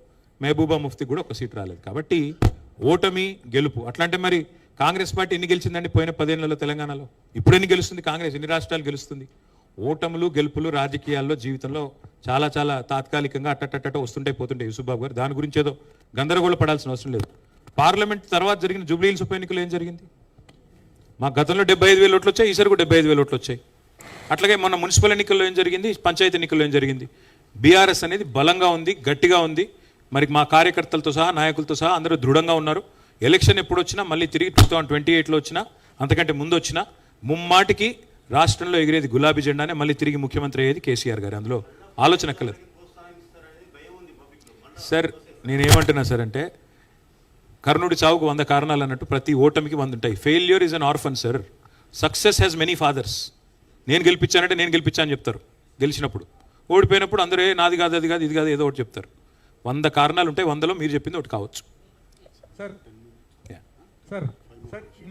ఒక్క నిమిషం రాహుల్ అన్న, సూరజ్ చాలాసేపు వెయిట్ చేస్తుండే. రాహుల్ నేను నొక్కేస్తున్నారు బాస్, నేను తొక్కేస్తున్నారు. సార్, ఈ తుమ్మిడిహట్టి ప్రాజెక్టు మరొకసారి తెరపైకి వచ్చింది. మహారాష్ట్ర సీఎంకు లేఖలు రాసిన ఇప్పటికి 2 సార్లు అని చెప్పేసి ముఖ్యమంత్రి ప్రకటిస్తున్నారు. అసలు ఈ తుమ్మిడిహట్టి ప్రాజెక్టు మళ్ళీ అసలు సాధ్యమా? అసలు 2,000 ఎకరాలు ఇవ్వలేదా? సూరజ్ గారు, ముఖ్యమంత్రి గారు ఆడే డైవర్షన్ గేముల్లో తుమ్మిడిహట్టి ప్రాజెక్ట్ ఒకటి. 2.5 ఏళ్ళు అయిపోయిందండి వాళ్ళ ప్రభుత్వం. 50% టైం అయిపోయింది, ఇంటర్వెల్ అయిపోయింది సినిమాకి. చేసేది ఉంటే ఎప్పుడో చేయాలి కదా, ఎందుకు చేయలేదు? ఇంకోటి ముఖ్యమంత్రి గారికి తెలియదా? ఆయన ఆఫీస్లోనే లేఖలు ఉన్నాయి. గతంలో దేవేంద్ర ఫడ్నవీస్ గారి కంటే ముందు పృథ్వీరాజ్ సింగ్ చౌహాన్ అని ఒక ఆయన ముఖ్యమంత్రి ఉండేది ఆ మహారాష్ట్రకి, కాంగ్రెస్ ముఖ్యమంత్రి. ఇక్కడ కిరణ్ కుమార్ రెడ్డి గారు ముఖ్యమంత్రిగా ఉన్నారు అప్పుడు 2013 ప్రాంతంలో. కాంగ్రెస్ పార్టీ ఢిల్లీలో కూడా అధికారంలో ఉంది యూపీఏ రూపంలో. సో ఆంధ్రప్రదేశ్లో కాంగ్రెసే ఉండే, మహారాష్ట్రలో కాంగ్రెసే ఉండే, కేంద్రంలో కూడా కాంగ్రెసే ఉండే. ఆ రోజే తుమ్మిడిహట్టి గురించి పృథ్వీరాజ్ సింగ్ చౌహాన్ గారు ఉత్తరం రాసినారు. మేము ఏ పరిస్థితుల్లో కూడా 152 మీటర్లకు ఒప్పుకోము, ఏ పరిస్థితుల్లో కూడా ఒప్పుకోము. ఇప్పటిదాకా మీరు పెట్టిన ప్రతి రూపాయి ఖర్చు కూడా నిష్ఫలం అవుతుంది, ఇన్ఫ్రక్షియస్ ఎక్స్పెండిచర్ అవుతుందని చెప్పి కాంగ్రెస్ ముఖ్యమంత్రి ఉత్తరం రాసిండు. తర్వాత మేము వచ్చిన తర్వాత మేము కూడా ప్రయత్నం చేసాం. మొదటి 9 నెలలు కేసీఆర్ గారు స్వయంగా, హరీష్ రావు గారు స్వయంగా అక్కడ ఇరిగేషన్ మంత్రి గారితో, అక్కడ ముఖ్యమంత్రి గారితో పోయి కలిసి రిక్వెస్ట్ చేసి, సార్ మా ప్రాంత ప్రజల ఆకాంక్ష ఇది ఒప్పుకోండి అంటే, దేవేంద్ర ఫడ్నవీస్ చెప్పిన మాట ఏంటంటే, ఈ ప్రాజెక్ట్ కట్టొద్దు, ముంపుకు గురయ్యేది నా ప్రాంతమే అని చెప్పి నేనే పోరాటం చేసిన, నేనెట్లు ఒప్పుకుంటానండి, సమస్య లేదు, 152 మీటర్లు ఒప్పుకునే సమస్య లేదన్నాడు. ఇదంతా రేవంత్ రెడ్డికి తెలుసు, తెలియక కాదు. ఇప్పుడు ఏంది డ్రామా? తుమ్మిడి ఎట్టిని ఆయన కట్టినట్టు ఎవరన్నా నాకు తెలియక అడుగుతా, పక్క రాష్ట్ర ముఖ్యమంత్రి అపాయింట్మెంట్ ఇవ్వడండి నేను అడిగితే? అడిగే పద్ధతులు అడగాలి. నువ్వేదో ఉత్తరం రాసినా కాదు కదా, నువ్వు పోయి అడుగు, కలువు. ఒక్కటి మాత్రం పక్కా బ్రదర్, రేవంత్ రెడ్డి చేసే ఏ పనిలో చిత్తశుద్ధి ఉండదు. కేవలం డ్రామా డైవర్షన్ తప్ప ఏది ఉండదు. డ్రామా డైవర్షన్ డిస్ట్రక్షన్, ఇది మాత్రమే ఆయనకు తెలుసు. తుమ్మిడిహట్టి ప్రాజెక్ట్ నిజంగా కట్టాలన్న చిత్తశుద్ధి ఉంటే పోయి ధర్నా చేయి, బాంబేలో కూర్చో, ఆయన ఇంటి ముంగట ధర్నా చేయి, నిరాహార దీక్ష చేయి, కథలకు ఎవరొద్దన్నారు నిన్ను? ఇది ఏది చేయకుండా ఏదో చేసినట్టు భ్రమ కల్పిస్తూ చూద్దాం ఏం చేస్తారు. సార్ ఈ మధ్య హిమాంశు సిరిసిల్లలో హల్చల్ చేశాడు sir. So can you see in him the emergence of ఎందుకన్నా పాపం పిల్లగాని ఎందుకు చెడగొడతారన్న మీరు? వదిలేండి. ఆయన ఏదో దేవుడి దర్శనానికి పోయినాడు, ఏం హల్చల్ చేశాడు పాపం. వాళ్ళ దోస్తులు ఇద్దరు అమెరికాకి వెళ్ళి వచ్చిండ్రు, ఇద్దరు అమెరికా ఫ్రెండ్స్ కాలేజీలో చదువుకుంటున్నాడు, ఆయనతో పాటు వచ్చిండ్రు, ఎండాకాలం సెలవులను వచ్చిండ్రు. గుడికి తీసుకుపోయిండు. గుడికి తీసుకపోతే ఇవాళ రేపు సోషల్ మీడియా ప్రపంచం ఇది. సోషల్ మీడియాలో ఏదో ఫ్రెండ్స్ పెట్టుకున్నారు పిల్లలు. ఇప్పుడు మీ పిల్లలు కూడా ఉంటారు రాహుల్, సోషల్ మీడియాలో పెట్టుకోరా. దానికి పాపం ఆయన ఎందుకు గుంజుతున్నారు? ఇప్పుడు ఇళ్ళకి వచ్చి నేనే బాధపడుతున్నా, ఇప్పుడు ఆయన ఎందుకు మధ్యలో? కేటీఆర్ గారు 23 ఎన్నికల్లో జిహెచ్ఎంసీ అసెంబ్లీలో బాగా పర్ఫామ్ చేసింది బీఆర్ఎస్, కానీ రూరల్ తెలంగాణలో ఆ స్థాయిలో చేయలేకపోయింది. దానికి కారణం ఏమనుకుంటున్నారు? 28 ఏమీ లేదు బ్రదర్, 420 హామీలు లేదండి, 420 హామీలు. 10,000 ఇస్తే 15,000 ఇస్తాం, తులం బంగారం ఇస్తాం అని చెప్పి అడ్డగోలు మాటలు ఏదైతే కాంగ్రెస్ చెప్పిందో దాన్ని కొన్ని చోట్ల ప్రజలు నమ్మారు. అంతకంటే ఏమీ లేదు. ప్రజలు నమ్మారు. ఇవాళ నమ్మిన వాళ్ళు బాధపడుతున్నారు, అయ్యో అనవసరంగా నమ్మాం వీళ్ళని. ఇప్పుడు చివరి గింజ దాకా ధాన్యం కొంటా అంటున్నాడు ముఖ్యమంత్రి. పంటలకు బోనస్ ఇస్తానాడు 500 రూపాయలు. ఎక్కడని ఇచ్చారండి? చివరి గింజ కాదు, తొలి గింజ కొనట్లేదు ఇవాళ. రైతు భరోసా ఇస్తాడు 15,000 అన్నాడు, ఒక్కరికి వచ్చిందా భరోసా 15,000? కాబట్టి ఇట్లా నమ్మి కొంత మాకు ఇంకోటి తేడా ఎంత బ్రదర్ మాకు వాళ్ళకి? 1.8%. మొత్తం స్టేట్ వైడ్ చూసుకుంటే 4 lakh ఓట్స్ డిఫరెన్స్. కాబట్టి మొన్న మాకు జరిగింది ఏదో భయంకరమైన ఓటమని నేను అనుకోవట్లేదు. 119లో 39 గెలిచాం, 37% ఓటు తెచ్చుకున్నాం. 1.8% తేడాతో మూడోసారి పోటీ చేశాం. ఇంకొకటి మళ్ళీ చెప్తా ఉన్నాను, నేను గుర్తుపెట్టుకోండి. 14లో ఒంటరిగా పోటీ చేశాం, 18లో ఒంటరిగా పోటీ చేశాం, 23లో కూడా ఒంటరిగానే పోటీ చేశాం. అయినా గణనీయంగా ఓట్లు తెచ్చుకున్నాం. కాబట్టి ముమ్మాటికి మళ్ళీ ఒంటరిగానే పోటీ చేస్తాం, తప్పకుండా తిరిగి అధికారంలోకి వస్తాం. Srikanth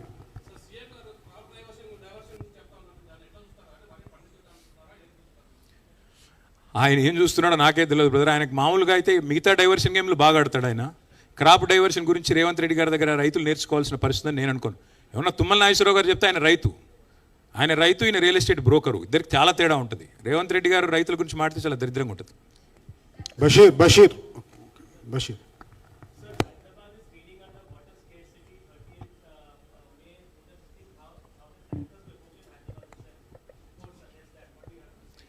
All I'll say is, Bashir, we had made plans to finish Sunkishala project by 2024 itself.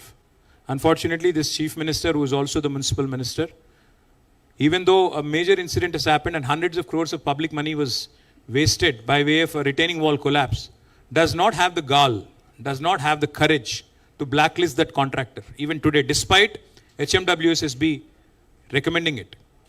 That is the state of affairs in Telangana. अगर एक कॉन्ट्रैक्टर पे आपको एक्शन लेने की दम नहीं है, हिम्मत नहीं है, आप कैसे चीफ मिनिस्टर हो, कैसे म्युनिसिपल मिनिस्टर हो? तो ऐसे आदमी से हैदराबाद में यही हालत होगा. उनको तो बस हैदराबाद को सताने का जिद भी है, क्योंकि एक सीट भी नहीं दिया था हैदराबाद वालों ने.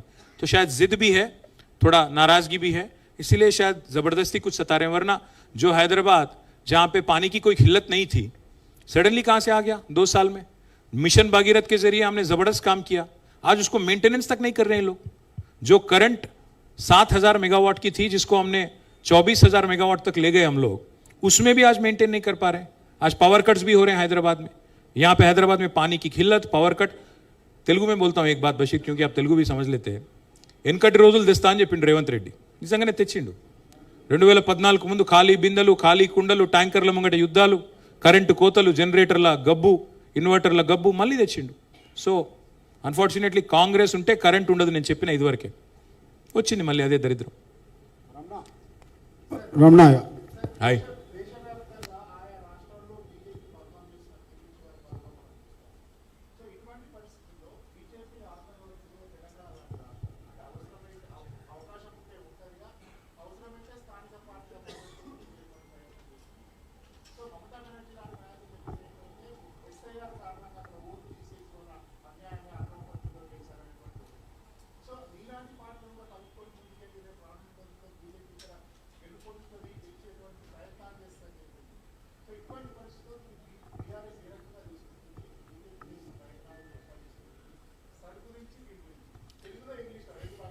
బీజేపీ ఆల్రెడీ ఇక్కడ కాంగ్రెస్తో కలిసి ఉంది కదా, కొత్తగా మాతో కలిసేదే ఉంది.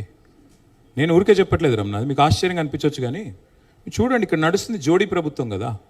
చూడండి, మొన్న కేంద్ర మంత్రి గారి కుమారుడు పాక్సో నిందితుడిగా ఉంటే 9 రోజులు ఎవరు కాపాడారండి ఆయనని? రేవంత్ రెడ్డి కాదా? రేవంత్ రెడ్డి ప్రభుత్వం కాదా?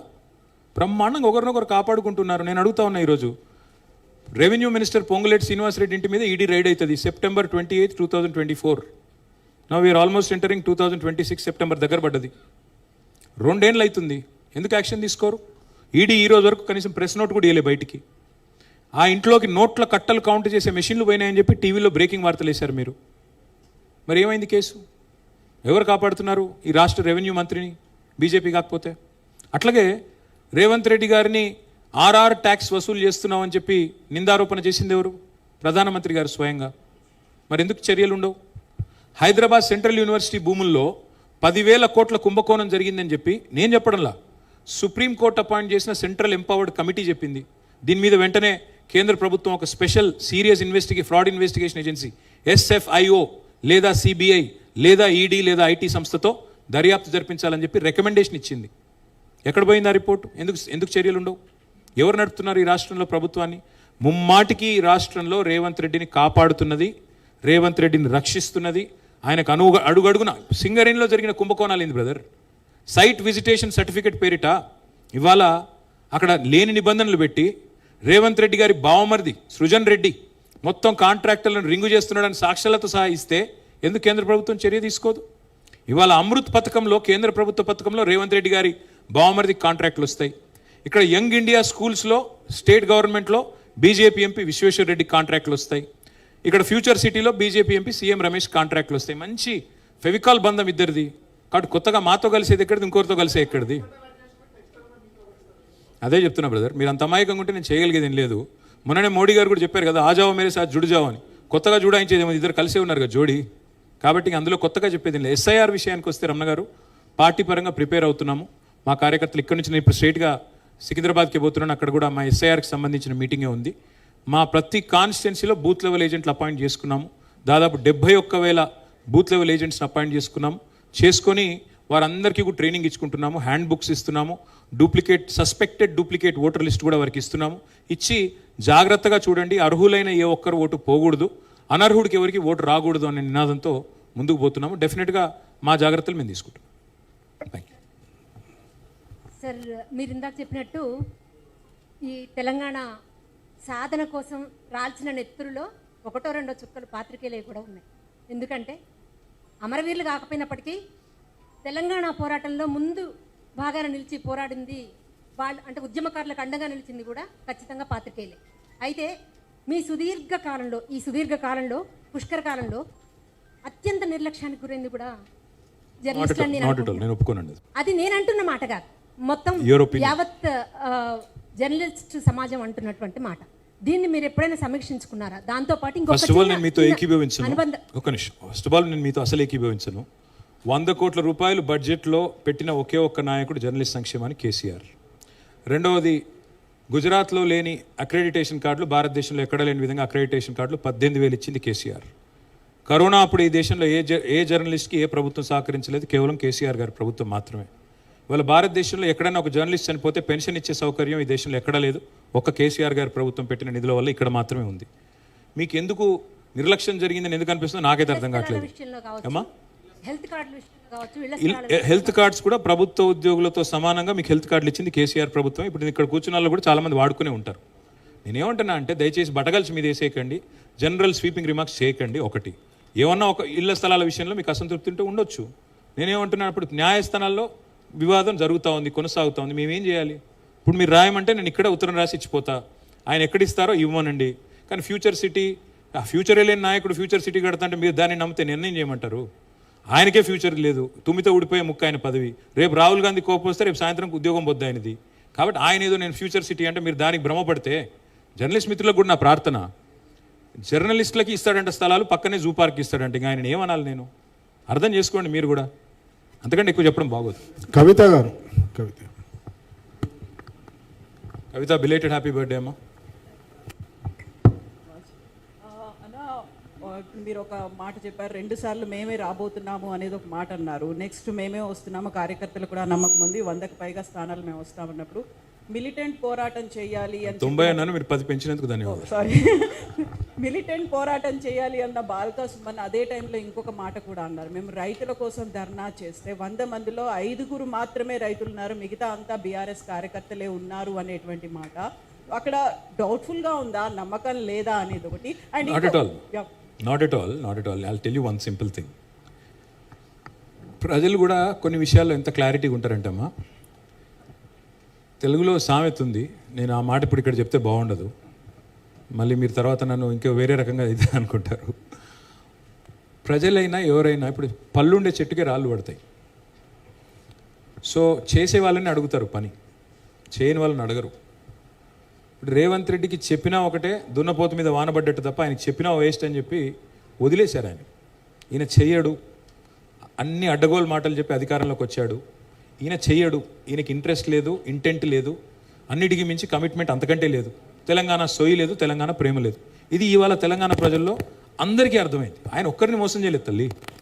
రైతులు 70 లక్షల మంది ఇవాళ బాధపడుతున్నారు. వడ్లు కొంటలేడు, మక్కలు కొంటలేడు, ఏది కొంటలేడు, ఆగమాగం అవుతున్నారు. కానీ రోడ్ ఎక్కితే ఎర్రటి ఎండ కూర్చోవాలి. రేవంత్ రెడ్డికి పోయేది ఏం లేదండి, వడదెబ్బ అని తప్పించుకొని వెళ్ళిపోయాడు సగం స్పీచ్లనే. కానీ రైతులు అట్లా కాదు కదా పాపం, అదే కుప్పల కాడ అట్లే కాపలా ఉంటున్నారు. వడదెబ్బ అయినా ఏ దెబ్బ అయినా అన్నీ ఉన్నారు. కానీ యుద్ధం చేయాల్సి వచ్చినప్పుడు తెలంగాణ చేస్తుందమ్మా. Telangana knows when to respond, Telangana knows when to revolt, Telangana knows when to teach a befitting lesson. So Suman ఏదో అన్నాడు, ఇంకో ఆయన ఎవరు అన్నారు, అదన్నీ పట్టించుకోకండి. 100% తెలంగాణకు ఆ చైతన్యం ఉంది, ఆ జ్ఞానం ఉంది. ఎప్పుడు స్పందించాలి, ఎలా స్పందించాలి, ఎలా బుద్ధి చెప్పాలి. రేవంత్ రెడ్డికి కాంగ్రెస్కి ఇంకొక 15-20 ఏళ్ల పాటు రేవంత్ రెడ్డి గారు కాంగ్రెస్ని తెలంగాణలో బొందబెట్టిపోతాడు. నేను చెప్తున్నా, ఈరోజు గుర్తుపెట్టుకో. Today is 3rd June 2026, గుర్తుపెట్టుకోమ్మా. 15-20 ఏళ్ళు మళ్ళీ కాంగ్రెస్ని ఇక్కడ నాశనం చేసి బొందబెట్టిపోతాడు రేవంత్ రెడ్డి, గుర్తుపెట్టుకోండి. ఇంకో క్వశ్చన్, కేసీఆర్ ఎందుకు కనిపించలేదు? కేసీఆర్ అసలు మాట్లాడలేదు. కేసీఆర్ కనబడకపోయినా రేవంత్ రెడ్డి గారు ఎక్స్పెక్టెడ్ దట్ ఒక మెసేజ్ ఏదో ఒకటి వస్తుందేమో, మాట్లాడతారేమో అనుకున్నాం. కవితమ్మ, కేసీఆర్ గారు ఎక్కడ కనబడాలో అక్కడ కనబడుతున్నారు. ప్రతి నీటి బొట్టులో కేసీఆర్ కనబడుతున్నాడు. ఇవాళ మా ఆడబిడ్డలకి ఇంటింటికి వచ్చే మిషన్ భగీరథ ద్వారా ప్రతి చుక్క నీటి బొట్టు ఏదైతే ఇవాళ గోదావరి కృష్ణా నీళ్ళలో పొలాలకు వస్తున్నాయో వాటిలో కేసీఆర్ కనబడుతున్నాడు. ఎక్కడ కేసీఆర్ కనబడాలో అక్కడ కనబడతాడు. అమ్మ, మా గుర్తు కారు, మాకు ఎప్పుడు గేర్ మార్చాలో మాకు తెలుసు. మా నాయకత్వం, మా పార్టీ, మా సార్ తయారు చేసిన నాయకులు, మా స్థాయి చాలు రేవంత్ రెడ్డి గారికి. కేసీఆర్ గారు ఇప్పటికిప్పుడే అవసరం లేదు. ఆయన మా తురుపు ముక్క. ఆయన ఎప్పుడు రావాలో, ఎలా రావాలో, ఏం చేయాలో ఆయన నిర్ణయించుకుంటారు. ఆయన టైంకి వస్తారు. చెప్పాను కదా, he's the OG of Telangana. OG అన్నప్పుడు ఓజీ లాగానే ఉండాలి. సురేష్ రామన్న, నిన్న పవన్ కళ్యాణ్ ఎపిసోడ్ వెనకాల చంద్రబాబు గాని మోడీ ఉన్నారని చెప్పేసి కూడా మాట్లాడుతున్నారు. సో మోడీ గతంలో హైదరాబాద్కి వచ్చినప్పుడు కూడా పవన్ కళ్యాణ్, నేనైతే రేవంత్ రెడ్డి ఉన్నాడు అనుకుంటున్నా బ్రదర్. ఆయన పరిపాలనా వైఫల్యాల నుంచి ఏమైనా దృష్టి మళ్లించేదానికి ఆయన వాడుకుంటున్నాడేమో తెలియదు. కానీ ఒకటి, మళ్ళీ దాని గురించి వద్దు. నేను చెప్పే కాడికి చెప్పాను. తెలంగాణని గౌరవించి, అభిమానించి, ప్రేమించే వాళ్ళు ఇక్కడ పోటీ చేస్తే ప్రజలు ఆదరిస్తారు. లేకపోతే ఏం జరగాలో అదే జరుగుతుంది. ప్రజలు విఘ్నులు, గొప్పవాళ్ళు, వాళ్ళు నిర్ణయం తీసుకుంటారు. Mahesh, times of India. Mahesh,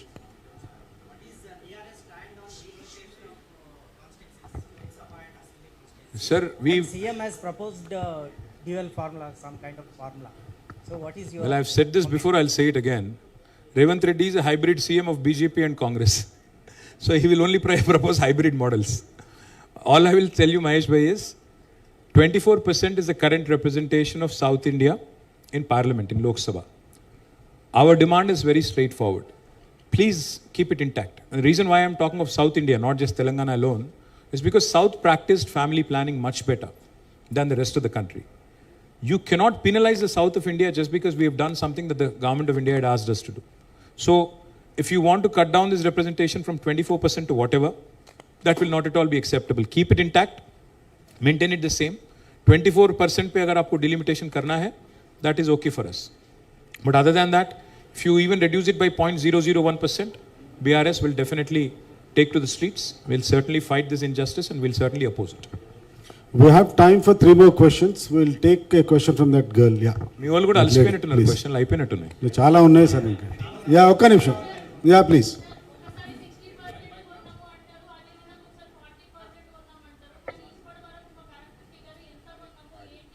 madam మీరు జర్నలిస్టా, మీరు పార్టీ కార్యకర్తనా? పేరు చెప్పండి మరి.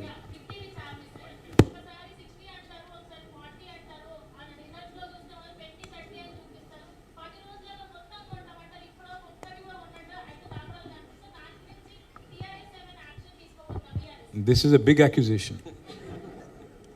లిజన్, ఇప్పుడు మే 6 తారీఖున అడిగిన క్లిప్పింగ్ ఉంది, ఇప్పుడు నీకు అన్ని ఎందుకు తీయాలని తీయట్లేదు.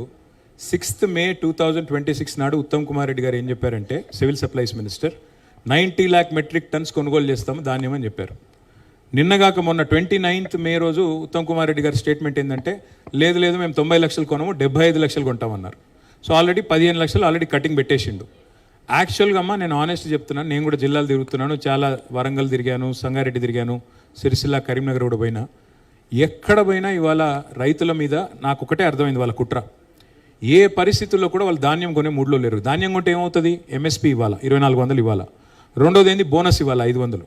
ఇదంతా తప్పించుకునే తందుకు వాళ్ళని సతాయించి వేధించి అక్కడ సంచులు కూడా ఇస్తలేరు. నువ్వు ధాన్యం అంటున్నావు, గన్నీ బ్యాగ్స్ కూడా ఇస్తలేరు, సుతుల దారం ఇస్తలేరు. బోనస్ ఎక్కడిది, కొనకపోతే బోనస్ ఎక్కడిదన్నా. కాబట్టి ఏదీ లేదు, ఇది ఒక బోగస్ ప్రభుత్వం. వాళ్ళు చెప్పే లెక్కలు బోగస్సు, వాళ్ళు చేసే కార్యక్రమాలు బోగస్సు. మరి బీఆర్ఎస్ ఏం చేస్తుంది అని మీరు అంటున్నారు. ఏం చేస్తామంటే కత్తి వాళ్ళ చేతుల్లో పెట్టి యుద్ధం మమ్మల్ని చేయమంటే కొద్దిగా కష్టం. బట్ మా యుద్ధం ఏదో, మా ప్రయత్నం ఏదో మీ బిగ్ టీవీ సహకరిస్తే మేము కూడా చేస్తాం. సార్ ఉమాని అండ్ ఒక చిన్న, మీరు చాలా ప్రెస్ మీట్స్ అటెండ్ అయ్యారు, ప్రెస్ క్లబ్కి వచ్చారు, జర్నలిస్ట్లకి హెల్త్ కార్డ్స్ అన్నారు, అవి 100% సక్సెస్ అయ్యాయి. కరోనా టైంలో 20,000 కూడా చాలామందికి హెల్ప్ అయింది. ఒక చిన్న క్వశ్చన్ ఏంటంటే, ఇప్పుడు ఫ్యూచర్ సిటీ అనేది అది చాలా దూరం, అది అవుతుందో లేదో క్లారిటీ లేని ప్రాజెక్ట్ అనేసి మీరు అంటారు. మంచిర్యాల అండ్ మంచిర్యాల అండ్ బుద్వేలు మంచి ల్యాండ్ మార్క్ ఉన్న ప్లేస్. సో దాని గురించి మీరు మంచి పాయింట్స్ రేజ్ చేశారు. ఇప్పుడు ఫ్యూచర్ వచ్చేది మీ గవర్నమెంట్ అంటున్నారు. అगर మీ గవర్నమెంట్ వస్తే మీరు అక్కడ స్టిక్ ఆన్ అవుతారా, మీరు ఇవ్వగలుగుతారా అక్కడ అనేది మాకు కన్ఫ్యూజన్. ఒక్కడే చెప్తాను మా, let me tell you is one thing. నేను ఎట్లా గవర్నమెంట్లోకి వస్తాను, నీకే అనుమానం ఒక్కలేదు మా. ఎట్లాగ వస్తాం మేము గవర్నమెంట్లో, ప్రజల దయ మా మీద ఉంటుంది, 100% వస్తాం. 100% మీకు నేను మాటిస్తా ఉన్నా. ఈయన ఇవ్వడు కూడా, అది కూడా చెప్తున్నా నీకు. ఫ్యూచర్ సిటీ పేరిట డ్రామాలు తప్ప ఈయన మీకు ల్యాండ్ ఇవ్వడు, పట్టాలు ఇవ్వడు, అది పక్కా. ఇచ్చినా మీరు తీసుకుంటే ఇక నేనేం చేయలేను. ఎందుకంటే మీరు అక్కడెక్కడో జూ పార్క్ పక్కన, మీరు ఫార్మా యూనిట్ల పక్కన పోయి మీరు ఉంటానంటే నేను చేయగలిగింది ఏం లేదు. నేను మీకు ఇచ్చే మాట ఏమంటే,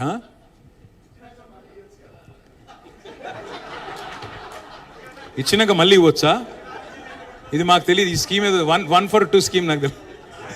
సరే, మీ గవర్నమెంట్ వచ్చాక మీరు ఇళ్ళ స్థలాలు ఇస్తారన్నారు. మీతోనే ఒక కమిటీ వేస్తాను, నేను మాటిస్తున్నాను మీకు ఈరోజు.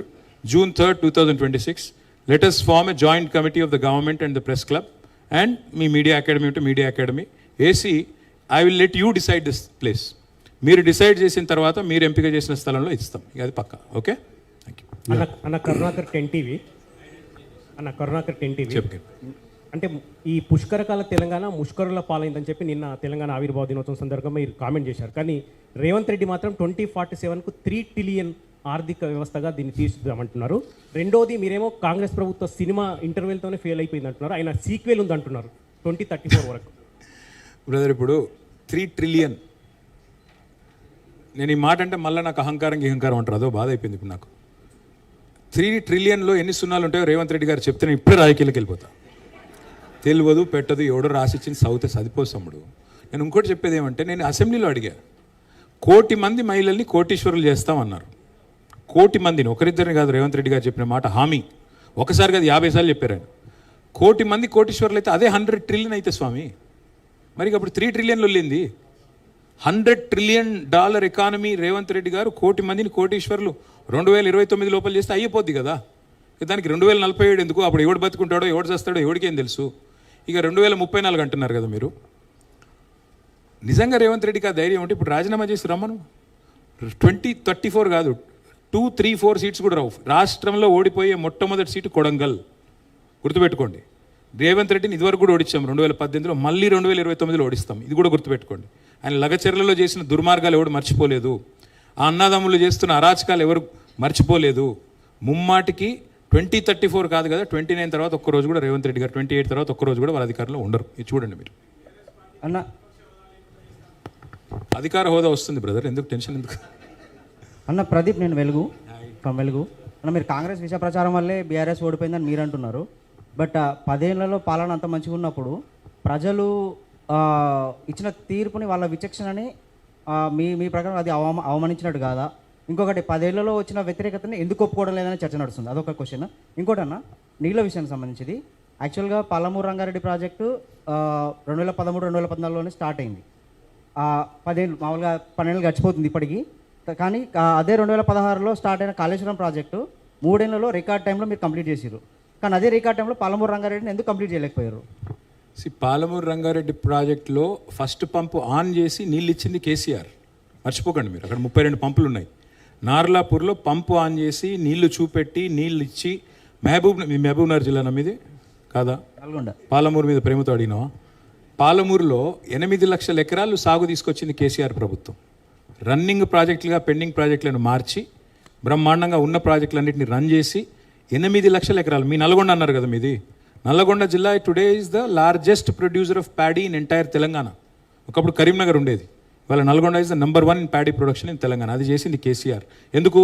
మీ కోదాడకి, మీ సూర్యాపేటకి, మీ తుంగతుర్తికి టెయిలెండ్ గ్రామాలు ఏవైతున్నాయో వాటికి కూడా కాళేశ్వరం నీళ్ళు తీసుకొచ్చింది కేసీఆర్ ప్రభుత్వం. కాబట్టి నేను అనేది ఏంటంటే, పాలమూరైనా నల్లగొండ అయినా ఏ ప్రాంతమైనా ఖమ్మమైనా ప్రతి డిస్ట్రిక్ట్ మీద ప్రేమతోనే పనిచేసాం. కొన్ని చోట్ల సాంకేతిక సమస్యలు ఉండొచ్చు, కొన్ని కోర్టు సమస్యలు ఉండొచ్చు, ఇంకోటి ఉండొచ్చు, ల్యాండ్ అక్విజిషన్ ఇష్యూస్ ఉండొచ్చు కాక. ప్లస్ 3-4 పెద్ద ప్రాజెక్టులు చేసేటప్పుడు సహజంగానే ఒకటి కొద్దిగా ముందు పోతుండొచ్చు, ఒకటి కొద్దిగా వెనుకకు అవుతుండొచ్చు. కానీ పాలమూరు రంగారెడ్డి పథకం కూడా 90% మేము పూర్తి చేశాము. పంపు ఆన్ చేసి నీళ్లు చూపెట్టాము. 2.5 years అయింది. మరి మామగారు పేరు పెట్టుకున్నాడు కదా, జైపాల్ రెడ్డి గారి పేరు, ఎందుకు పూర్తి చేస్తలేడు? చేయమనండి, వెంటనే ఫాస్ట్గా పూర్తి చేసి నీళ్ళు ఇమ్మనండి. మేము వద్దంటున్నామా? ఇక మీరు అడిగిన మొదటి ప్రశ్న, ప్రజల విచక్షణని మేమేదో అవమానిస్తున్నామని. ఎందుకు అవమానించాం బ్రదర్? నేను ఎక్కడ అవమానించాను? ఏం చెప్పాను నేను? కాంగ్రెస్ చెప్పిన దొంగ మాటలు కొంతమంది నమ్మారు అన్నాను. ముమ్మాటికి అంటున్నాను, నేనండం కాదు, ప్రజలు అంటున్నారు. అయ్యో ఈ దొంగల మాటలు నమ్మాము. ప్రజలు మీరు చూడండి, సోషల్ మీడియాలో వీళ్ళకు ఓటేసి తప్పు చేశాము అని చెప్తున్న ప్రజలు ఎంతమంది ఉన్నారో మీరు చూడండి. నేను అదే చెప్పాను, వాళ్ళను టంకిస్తూ చెప్పాను. ప్రజలు బాధపడుతున్నారు, కాంగ్రెస్కు నమ్మి ఓటేసినందుకు బాధపడుతున్నారు అని చెప్పాను. దాన్ని అవమానించడం ఏముంటుంది? ఇంకోటి వ్యతిరేకత అంటారా? వ్యతిరేకత అందరి మీద వస్తుంది బ్రదర్. ఇప్పుడు ఎవరు దేవుడు కాదు. మరి మానవ ప్రయత్నం మనం చేస్తాము. చేసిన తర్వాత కొన్నిసార్లు ఫలితాలు వస్తాయి, కొన్నిసార్లు రావు. 14లో గెలిచాము, 18లో గెలిచాము, 23లో వి లాస్ట్ బై విస్కర్, ఒక వెంట్రుక వాసి తేడాతో ఓడిపోయాం. దానికి మేమేం బాధపడట్లేదు. బాధ ఎక్కడ అనిపిస్తుంది అంటే, ఈ దుర్మార్గులు మొత్తం తెలంగాణను భ్రష్టు పట్టిస్తుంటే బాధ అనిపిస్తుంది, అంతకంటే ఏంటి. యాకే స్వామి,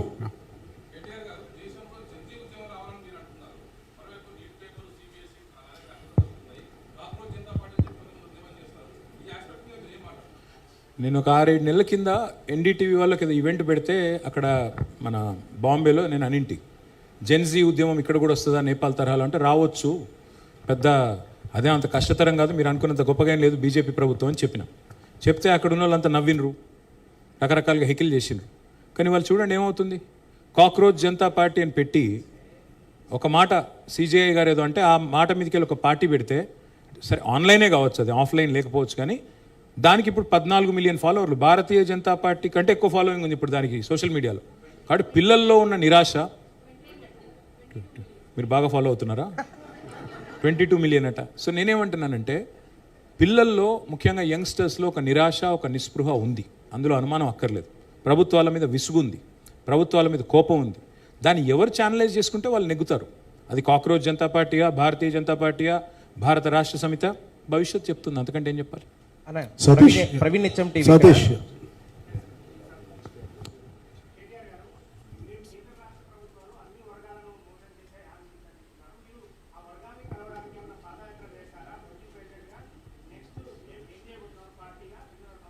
మీకు క్వశ్చన్లు అయిపోయినట్టున్నాయి, అందుకే నేను లాస్ట్ టైం చెప్పాను బ్రదర్, మళ్ళీ చెప్తున్నాను. నెక్స్ట్ ఇయర్ చేస్తాను పాదయాత్ర. ఈ లోపల కొద్దిగా ఫిట్ అయిదామని చూస్తున్నా సతీష్ నీలాగా. ఫిట్ అయ్యి నెక్స్ట్ ఇయర్ పాదయాత్ర స్టార్ట్ చేస్తాను. నెక్స్ట్ ఇయర్ ఎప్పుడు అనేది పార్టీ నిర్ణయిస్తుంది.